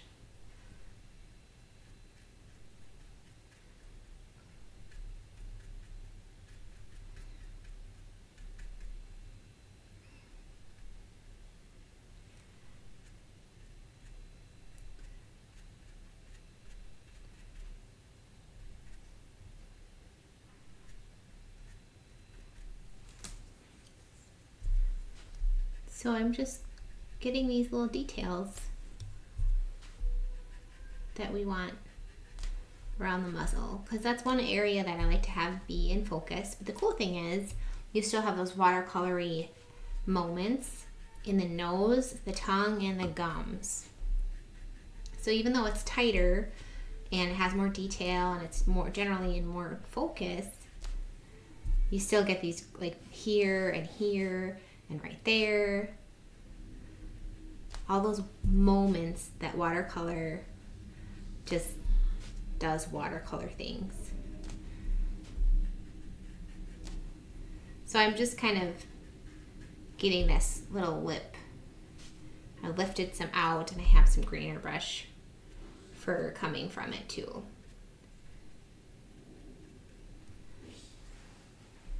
And then I wanted to make this a little bit more detailed on that edge too.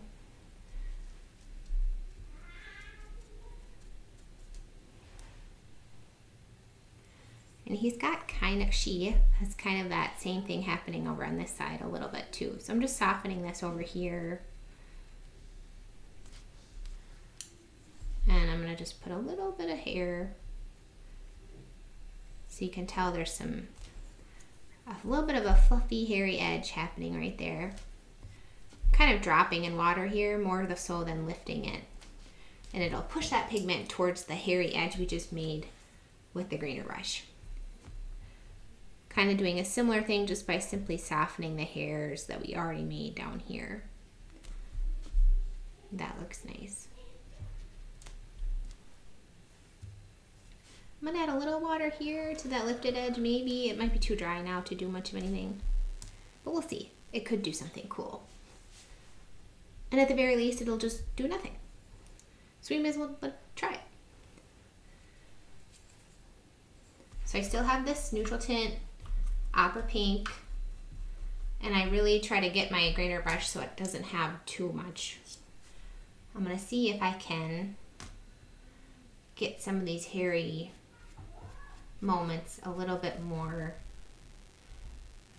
in focus in some spots. We don't need to go crazy because it's good to have that combination, but I also want to have a little bit more information and softness of what's happening here. So I'm just adding a little bit more information here, so the viewer doesn't have to do too much interpretation. We want them to do some, that's for sure.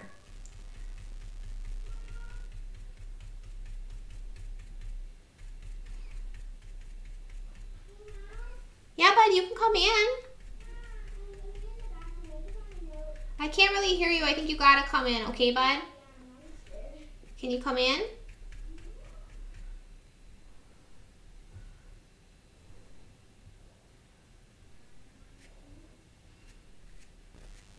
And then I'm putting a little bit of shadow, kind of shadow fur under where her head is, distinguishing it from her neck here. And just by kind of cleaning the brush a little bit, I'm just creating a little bit more of a watery mix of that opera pink and neutral tint.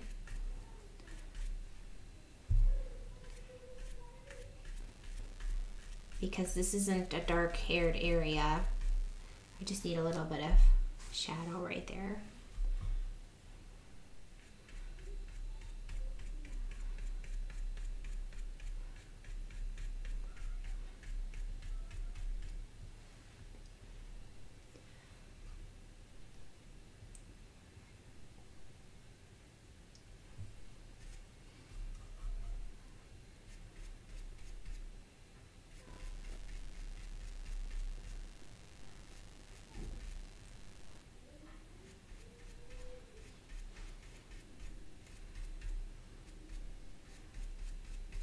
I still have this same mix of color, giving myself a little bit more detail. I'm going to come in and glaze with yellow too. I'm wondering if I should do that a little bit now.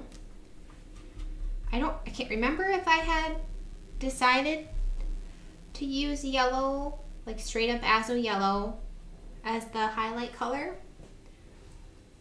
but I think I'm gonna try it. So I am going to put it on the highlight side for sure, and then I'm also going to give a little bit over to the dark side. Going to the dark side to mostly in the areas where she has yellow fur on the dark side. The thing with azo yellow is sometimes if you put it on certain colors, it can look a little green.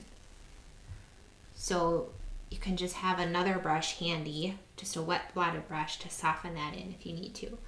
Otherwise, I am applying it directly on areas that are dry, kind of halfway between a medium mix on a blotted brush. It's not soaking by any means.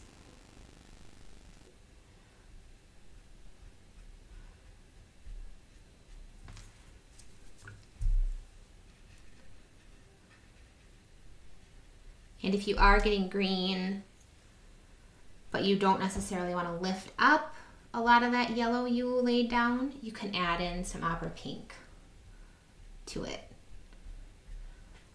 Because this area of his fur is definitely gold, of her fur.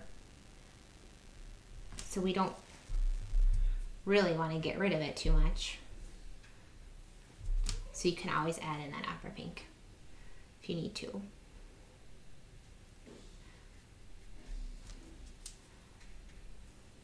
But you can just see how simple and life-giving a little bit of glazing can be to the portrait. It's kind of amazing.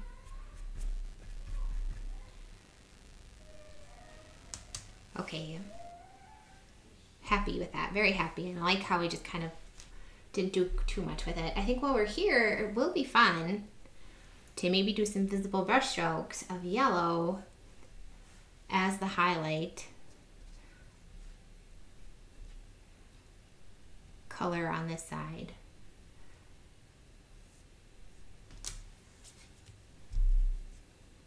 I was gonna maybe soften that, but I kind of like what happened there, so I'm gonna leave that. So it's good to have some visible brush strokes too, and you just look at it after you lay it down, see what happens. We haven't done the detail yet,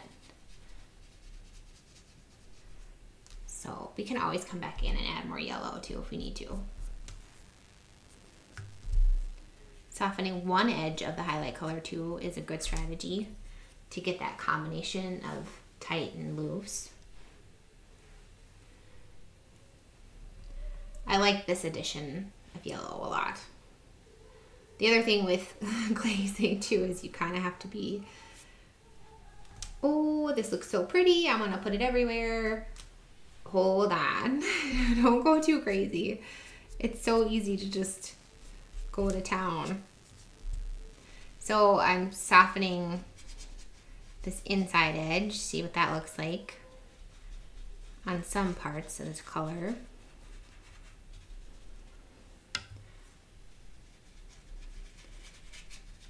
But we have to remember too that white is actually the brightest color, not yellow. So I don't want to paint or even soften too much this pretty yellow into it. Okay, I think I'm gonna move on and grab some quinacridone gold and kind of glaze that brown fur that he's got, I tell you, I can't keep it straight, that she's got on this side.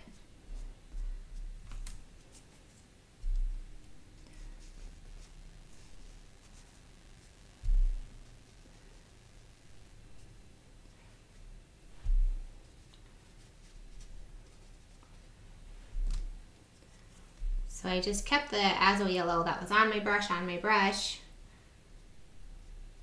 but I'm adding in some quinacridone too.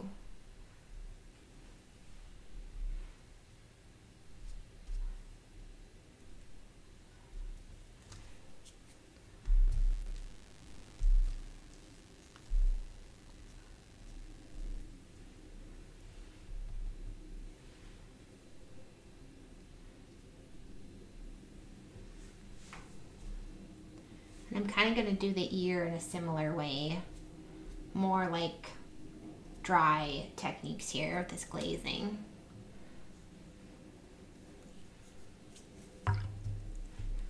So not as wet, a little bit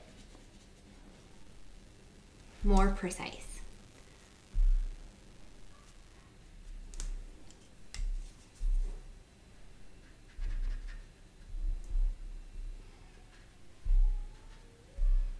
And I don't know, I laid that down and it looked a little too dark for me, so I'm kind of lifting out. And I'm gonna drop in some water because I kind of thought, ooh, this will look cool as a little bit of a watery area right there. Could look really neat.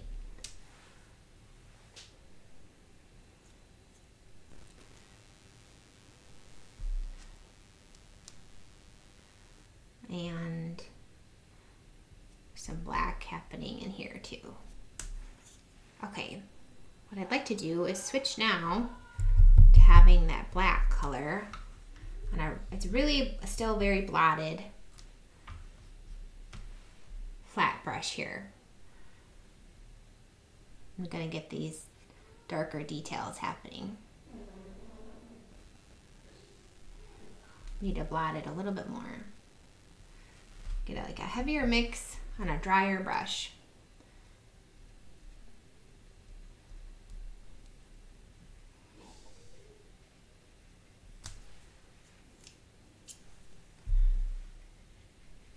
And I'm going to get some buffer. I'm going to get a little bit of that opera pink where this neutral tint is meeting the quinacridone that I already laid down. And I'm going to pull it with my grainer brush. Just rehydrated it a little bit there.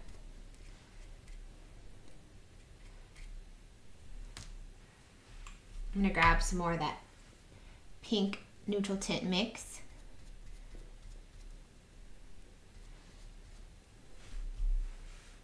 A little bit more water, just testing until I get a good mix that I'm looking for on my brush. And softening some areas too.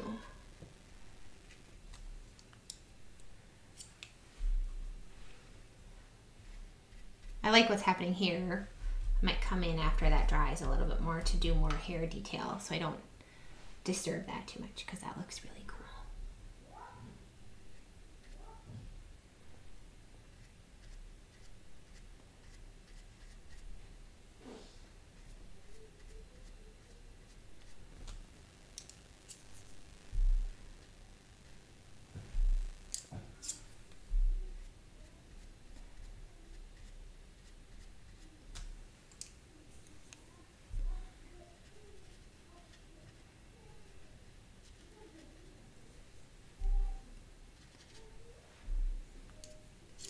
I'm going to do, again, keeping more of the black on the light side to be this pretty opera pink neutral tint black.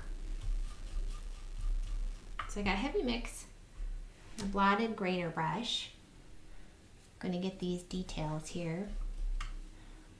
Need a little bit more water.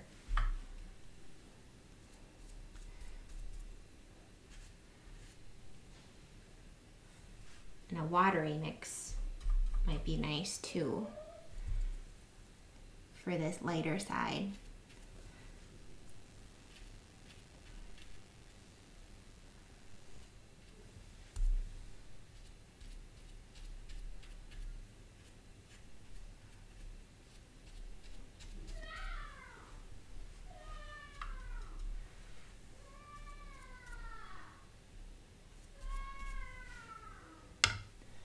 So trying to get a really watery mix here to make it look reflective. So it's like, okay, this is black, but it's clearly black that's in a reflected area. And I think I dove in a little too far into that highlight, so I'm gonna lift that out. I wanna make sure I save this space. There we go. I'm gonna drop in a little water. See if it pushes it. It will. Yay. Sometimes it works. No, it works. We're doing great.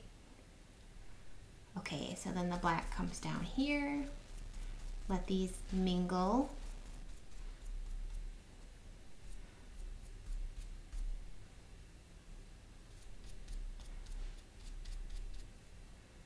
The black comes all the way close to the eye.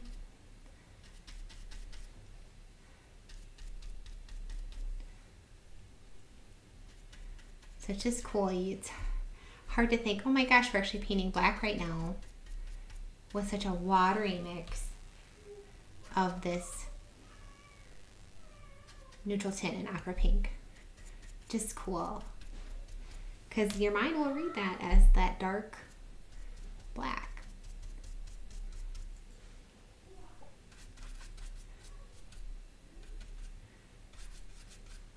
Bringing it all the way down into the body. Look at that. Isn't that cool? Dropping in water. Dropping in water. I just did my last video was about that. And I had to think for a while. I was like, I should think, is this really my favorite technique? Because there's so much, I love everything, okay? Just because you have a favorite doesn't mean you really necessarily like the other techniques less. But I was like, you know what? Yeah, it's my favorite technique. Especially because, you see the power of glazing. So I'm just dry brushing that purple, and I blended it into the dry brush strokes that we saw down here. So I'm gonna drop in more water, let it do watercolory things right here. And it'll also lighten the centers, which is a good thing. I don't know, maybe a little bit of splatter. What do you think? I can't get it. I can't get any splatter. I like that. I really like. Sometimes you can be, how do you depict that black hair happening on the dark side? We just did it. You just water it down and make it reflective. But anyway, yes, dropping in water, it's my favorite. But it doesn't take the place of other techniques either. So I just dropped in. Guess what? I dropped in more water.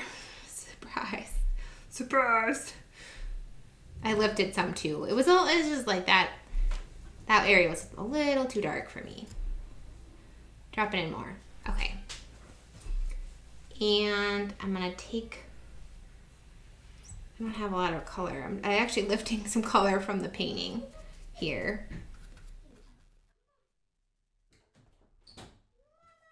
Hi, buddy Dave.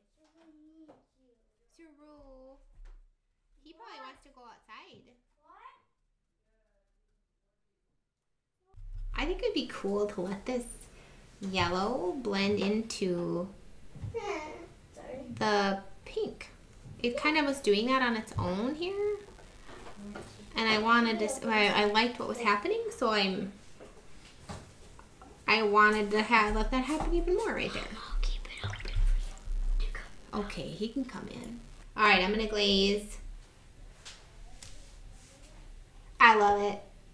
It's turning out when you're just kind of like not painting and looking at it, right? I'm gonna glaze a little bit of that pink on the black. I think that'll look nice. As like almost like the black color's own highlight color.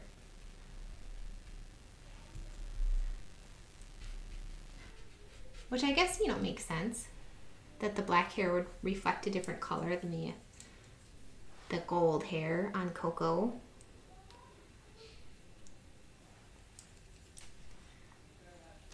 I love that, and I kind of like maybe having that be one of the only moments of that on the painting. Except sometimes I do, there's something really pretty, I want it near the eyes too. Okay, I like that. I always say that. This is the only place I'm going to put it. And then let's put it everywhere. There's balance, right? All right, I glazed some on the nose too. I love what's happening here. Love that we leaned into that. I feel like this is done. And I just need to do the eyes and the whiskers and the splatter. I only need to do 7 more things. That's all we have left. So I'm just going to take my blotted brush, trying to think of what's wet so I know where to put my arms safely, and soften anything that looks a little too tight. It doesn't necessarily have to be, you have to soften all the hard edges, because sometimes those hard edges are really pretty and they can look really nice as a contrast to a softer edge or a blurry area. So I'm more asking myself, okay, what areas look tight or just don't look fresh? And that's where I'm kind of going in and maybe softening it. And I love this line and I don't want to lose it, but it needs to be lighter in value and softer. So I'm just allowing some of the pigment that's around it to go into it by giving it a little layer of water.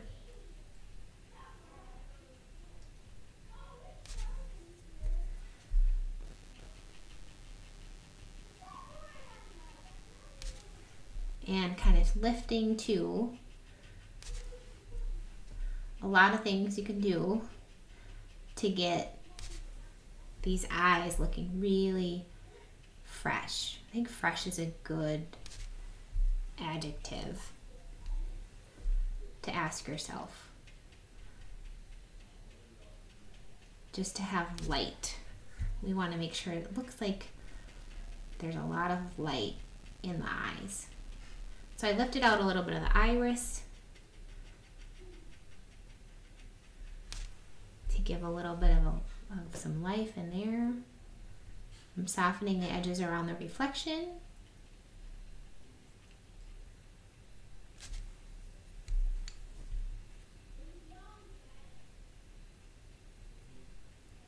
But again, all the edges on a reflection don't need to be soft necessarily. But it's good to have too a mix of bright white reflections and then color reflections too. I kind of lifted into the painted area too.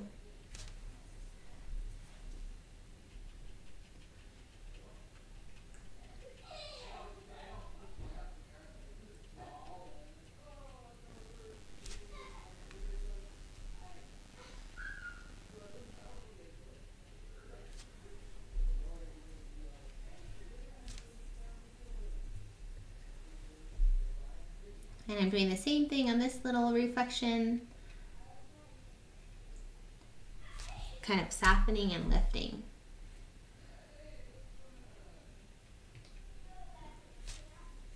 Without losing it.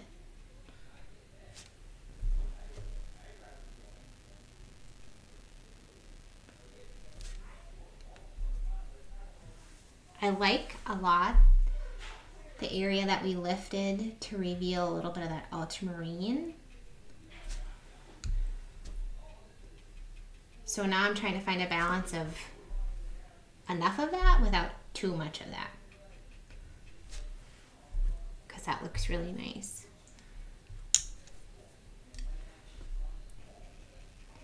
And I'm pulling some color into these white little chunks that we just didn't paint yet. Because we don't want our eyes to be too distracted by those shapes and not look at the shapes that we created in the eyes. Love that though. That's it. So let's do the same thing on this side. Soften and lift. Achieve a combination of edges. Blurry and hard, but not tight. Not like controlled. And that's kind of what I mean when I say tight, is that excessive realism control that you don't necessarily need.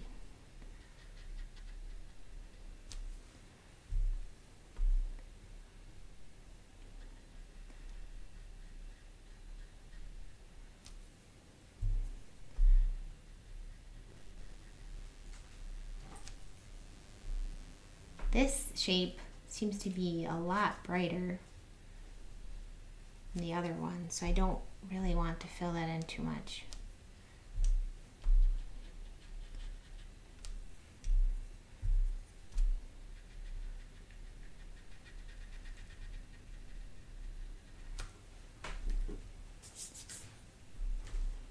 I just can't get over dropping in water. I mean, look what happened in this shape from doing that. And even over here where we dropped in some color and dropped in water, and all the pigment now is just going to the edges. So pretty.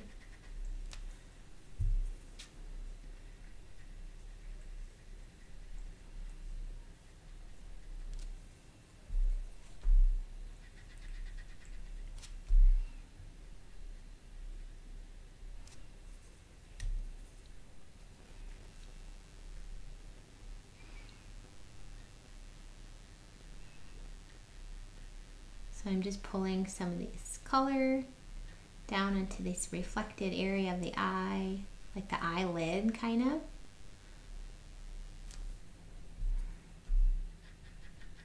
Have something that happened there. I don't know what happened there, but I'm gonna roll with it. We're just rolling with it.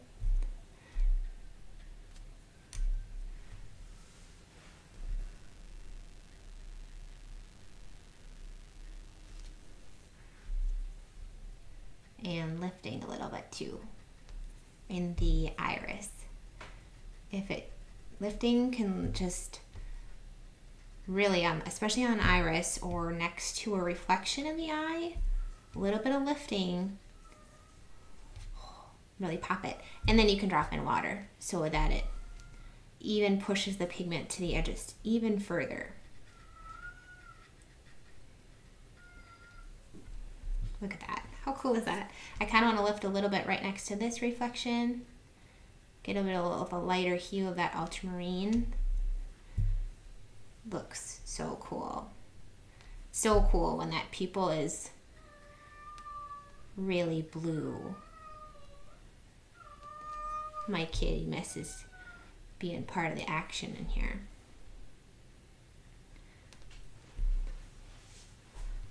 Okay.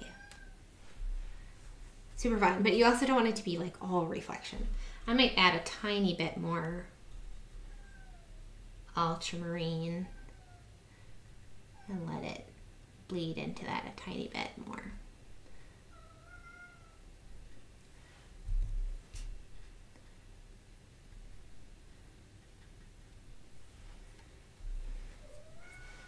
So beautiful. It's really pretty. It's really pretty. I'm just trying to decide. I'm thinking about the size of this reflection. Just don't want it to be so massive. Okay, I'm going to drop a little bit of water right here. So it pushes the pigment back towards the dark area where I want it to be. Fun. Super fun. Let's get rid of our masking. Do whiskers, splatter, and we might even do a little bit of buff titanium hair details too. It's so fun. This part is always so fun because it's like, okay, you've done the hard part and now you get to add in a couple details that really, it just gives it like a dimension. These layers of detail makes the dog kind of come off the page.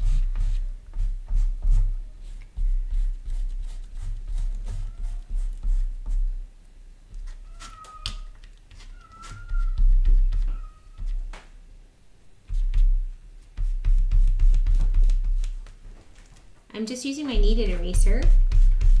There's a lot of ways you can remove masking fluid.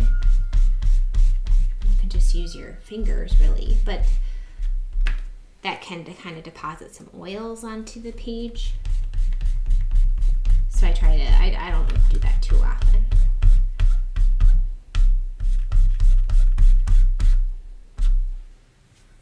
And then, oh wait, we have some down here. And then I gotta just think about where I've put it so I don't miss any bits. So I just like to feel it because you'll be able to feel that dimension.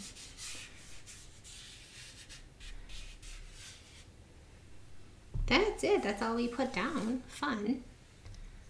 So then I just take a blotted brush and can see we almost like painted this masking so much that it's hard to even get the masking back. I don't feel any more right there. So we're just gonna go in and soften. I'm just gonna start over here just so I don't have to worry about putting my hand on an area that's wet again. So this is kind of boring. We're just softening the edges. We're kind of bringing the pigment that's around the masking fluid into the masked area to make it softer using our wet brush. And then I'm cleaning it off as it gets a little dirty.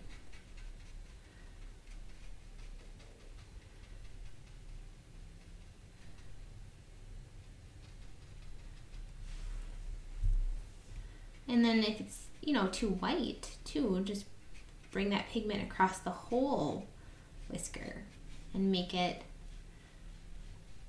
match and not be too harsh. Because these mask lines are going to, our eyes are going to go look at those. And if they're really stark white, it's going to look a little funny, like it doesn't match.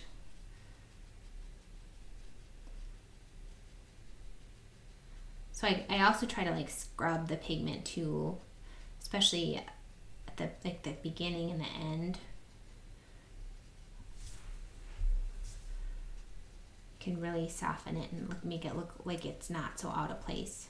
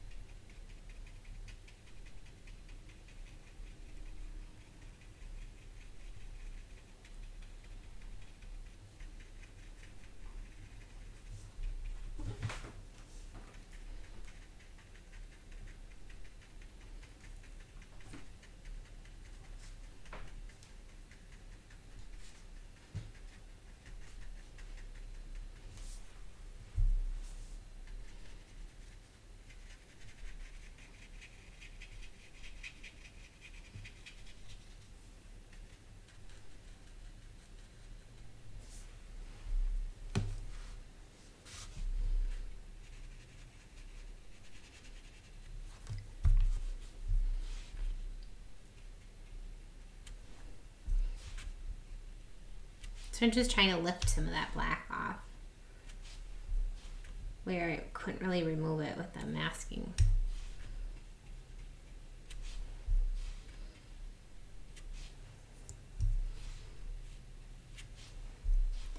And that looks really cool. How it kind of grabbed that opera pink and made it part of the whisker. I like that.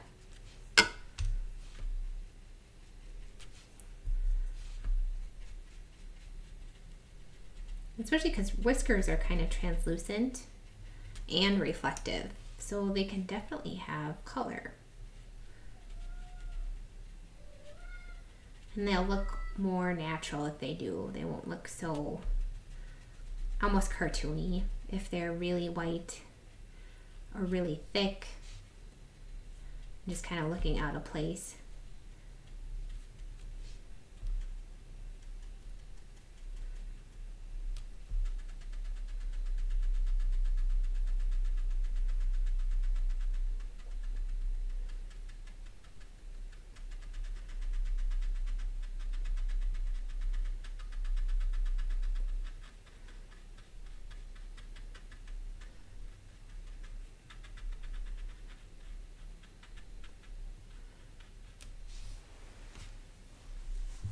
Fun, super fun.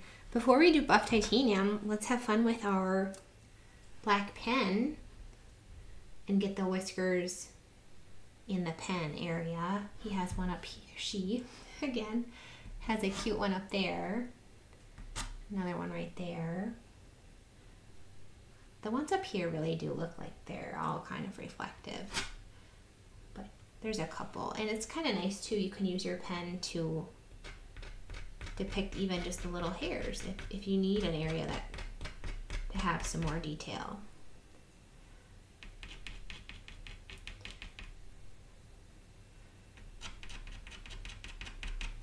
And it's nice too to have your blotting brush handy too, because while this is still wet, when we're using the Uniball Deluxe ink pen, you can manipulate it,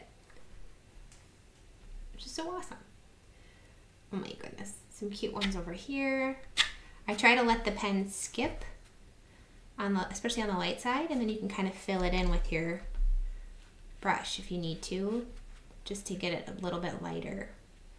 And I like to soften it while it's wet, especially on the ends. Kind of looks nice.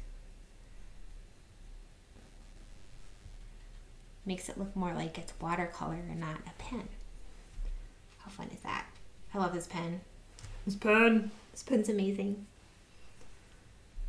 Okay, we got just the funnest little whiskers happening on this side.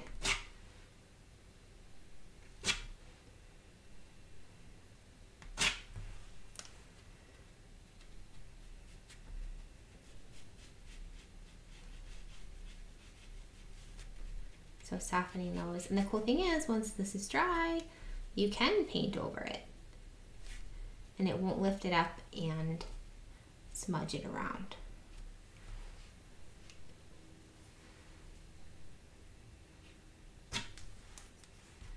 I love the wonkiness of her whiskers. Oh, it's just so cute. So I'm gonna try to let it skip and kind of use the side of the pen to let that facilitate it to skip, so it just deposits ink in an uneven way, and then we can kind of connect those skipped areas with our brush and make a lighter line.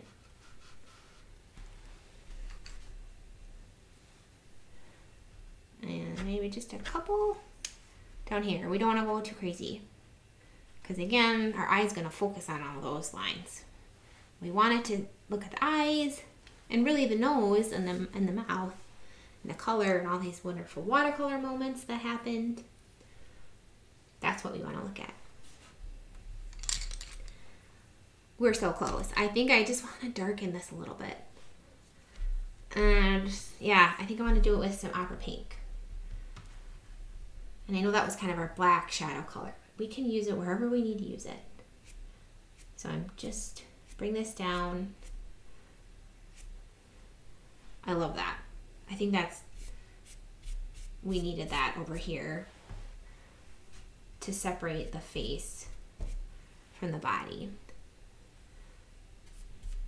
And you could even use these pink moments anywhere that maybe it's looking a little green in an odd way from that yellow we put down.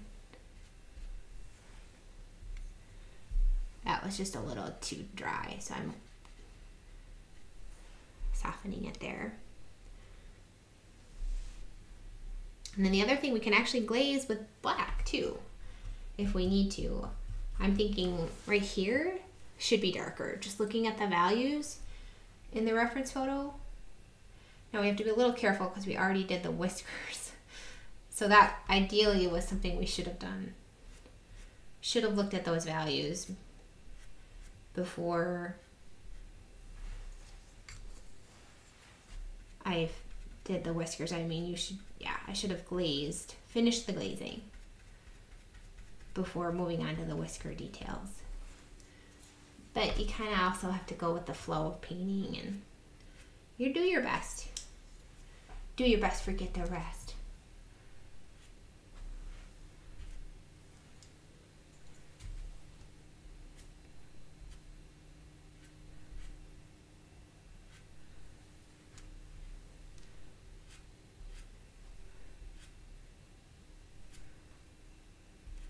So I'm almost negative painting around the whiskers, which, you know, that looks cool too.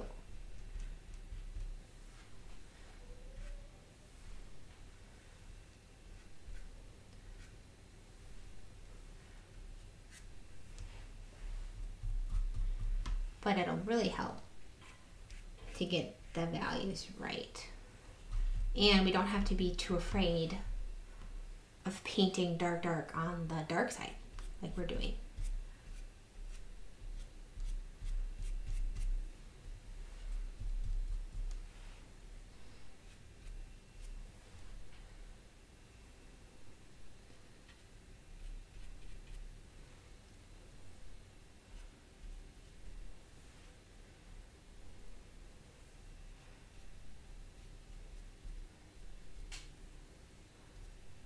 So I'm kind of negative painting a little bit here too.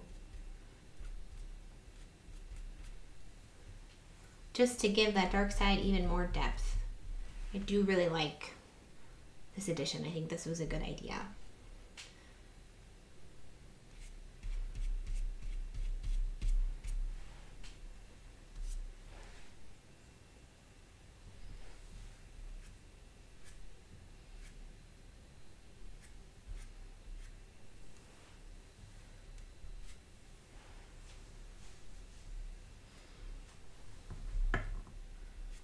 This is really dry, so it's a good time to take advantage of the amount of pigment that's on the brush if the light side needs a little help.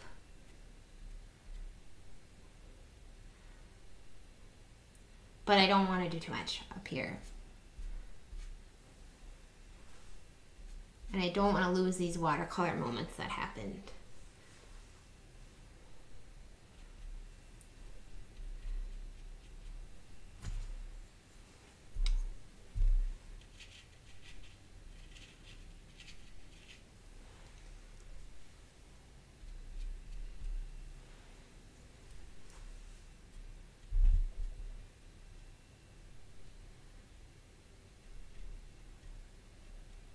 I'm just using the side of my brush to make some sparing details on the dark side. This muzzle.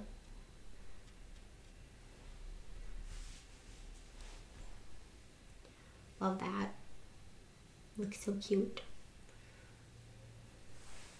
Okay. Squinting helps you lose the detail and just see the value. So if you see me going like this against the reference photo, that's what I'm doing. And that'll really help me see the value. Okay, the darkest dark is right here and down here, and there's some right here, and then the nose. And obviously there's some depth here, but we're not painting that. We're letting the viewer fill that in with their eyes. The only other thing, of course we can sign it, we can do splatter. I'm just trying to think if I want to do any buff titanium hairs. And I think where those could look good is around the masked hairs that we did to make it look a little bit more fresh and not so tight.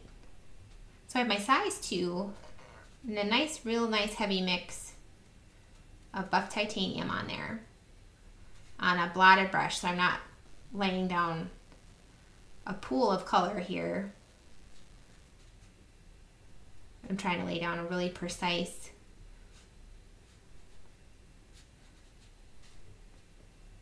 and just kind of clustering where I put it around where I already masked out some of the hairs.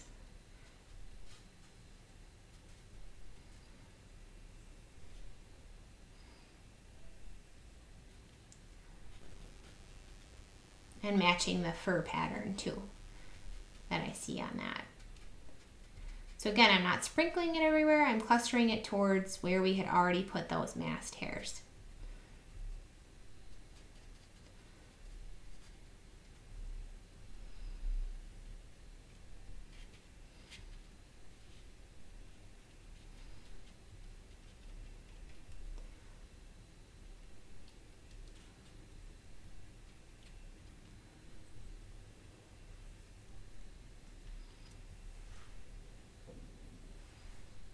think it's sweet too, especially when we get like these reference photos of older pets, which you can tell Coco's older, right? She's got this gray hair. And I don't know, sometimes those pets that have those gray hairs are so cute. It's like they've earned those gray hairs. And I want to make sure I don't leave that out. I like the really pretty little highlights. And you could always do like bleed proof white. That would be too harsh for this painting, but that's an option. I love buff titanium for that reason, that it's opaque but warm. Like a Chinese white or a titanium white, those have like a blue undertone. So this is just a nice warmer option if you need to get some of that opacity without the cool undertone.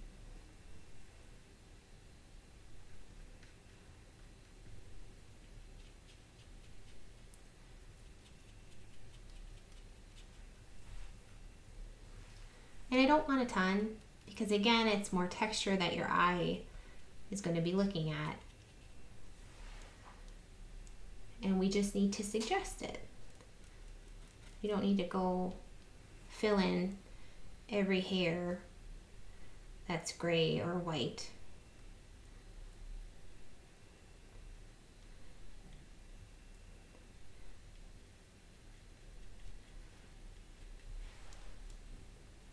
Oh, we didn't soften this masking fluid. So I'm just coming in, doing the same thing. Make these little hairs softer too. And then after I finish a commission, like this one, I'll take a picture of it and send it to the client. And they have to approve it. And not like they need to approve necessarily the style or how I painted it. It's more so, did I miss like a specific marking that your pet has that you really want in the painting? And sometimes they'll say, oh, could you just darken up the eye, like the iris, or add a little bit more gold? Maybe I have left too much white. So and then there's usually, I can make those adjustments. I had one client that was just, I could not fulfill her wishes no matter how hard I tried. And it just, but you learn as you go. And I think I've identified clients that have huge, very specific, a list of specific requests at the beginning of the painting. That's how you know, okay, they obviously have a very specific vision, and most likely I won't be able to match that because I don't see what they are seeing in their head. So now I know if that is the case, where somebody's coming to me with a huge list of requests. It's almost like they need to maybe paint their pet because they have this probably gorgeous vision in their heads, but it's not, my vision is going to be different. And when I'm that constrained by requests, I fuss and I can't relax into the flow of painting it, and it ends up looking really tight. So you learn as you go. Maybe a little bit up in this ear, maybe.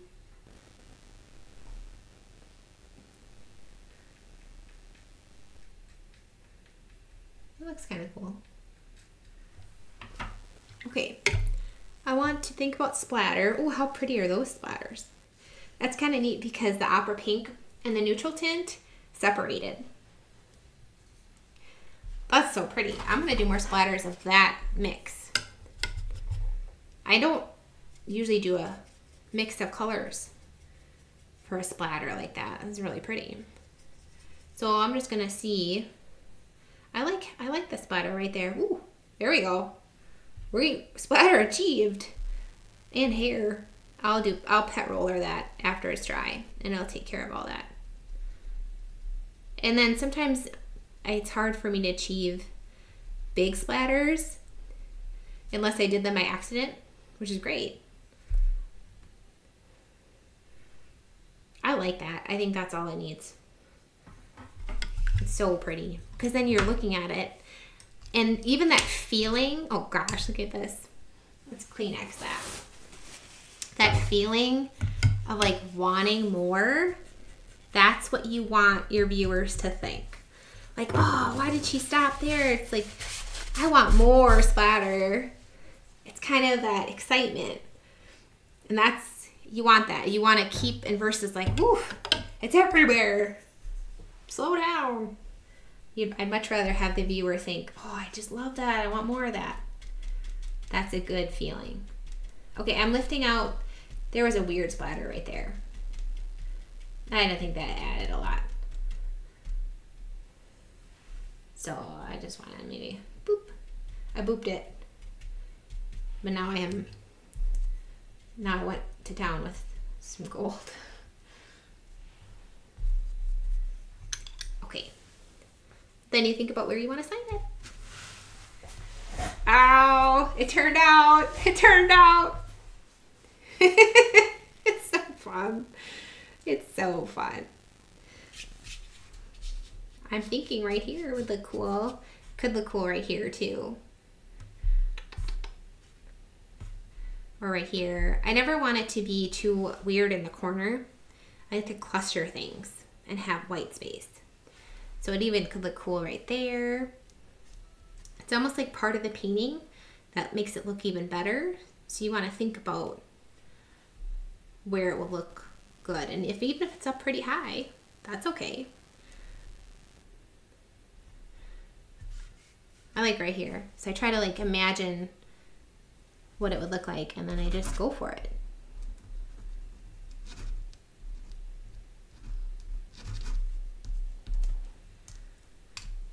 See, it turned out. And you could even soften it if you wanted to, if it was, because sometimes it'll jump from the texture of the paper. Softening it can look watercolory. So sometimes it almost looks like it's a little bit more painted that way.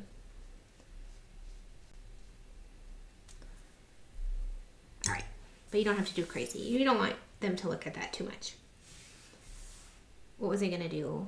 Oh yeah, I just wanted to mention we're done, but give yourself some time, especially if you're tempted to keep going with something, or you just don't want to stop, or you're like, it's so much white space, or you just don't know if it's done.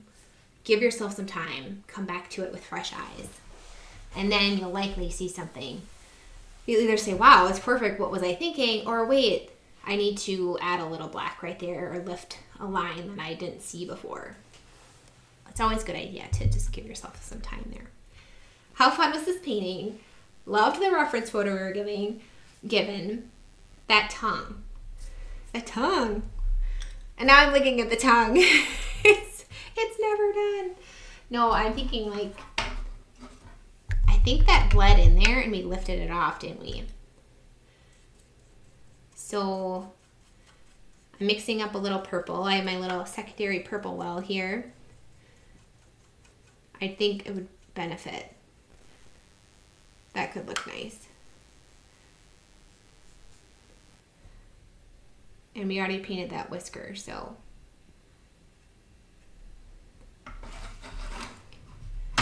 And see, I can't even come back to it. I just wanted to have a little bit of a line there too. Okay, now I gotta calm down. I gotta calm down.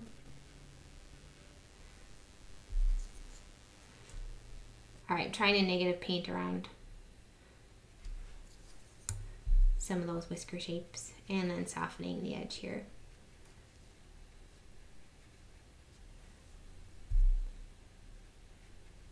but happy I saw that and did this too. Just gives a little bit more dimension to that tongue.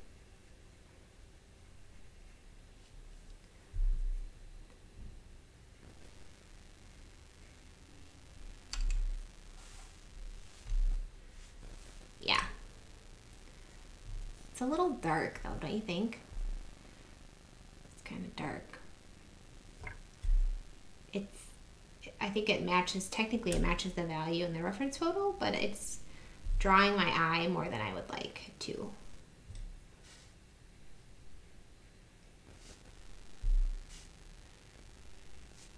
Okay, happy with that.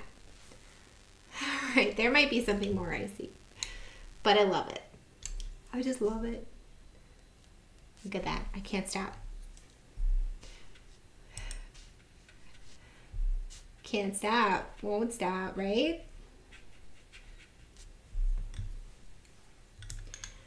So, great reference photo, tons of fun, tons of color. We incorporated the purple and the pink for shadows and the yellow for the highlight. Tons of different watercolor techniques. We did it all, really, in this painting. Had a ton of fun. So let me know what your favorite part was to paint in the comments. I have my favorite parts, with the visible brush strokes and the dropping water and the glazing, right? I could talk about it all day. Let me know what you loved and how much fun, or maybe it was a challenge, and that's okay too. You learn a lot with those challenging ones. A lot, for sure. Subscribe if you love watercolor and you want to learn pet portraits. And I will see you in the next video. Happy painting. Gosh, oh my gosh. No. Okay. Oh, mistakes were made. Mistakes were made.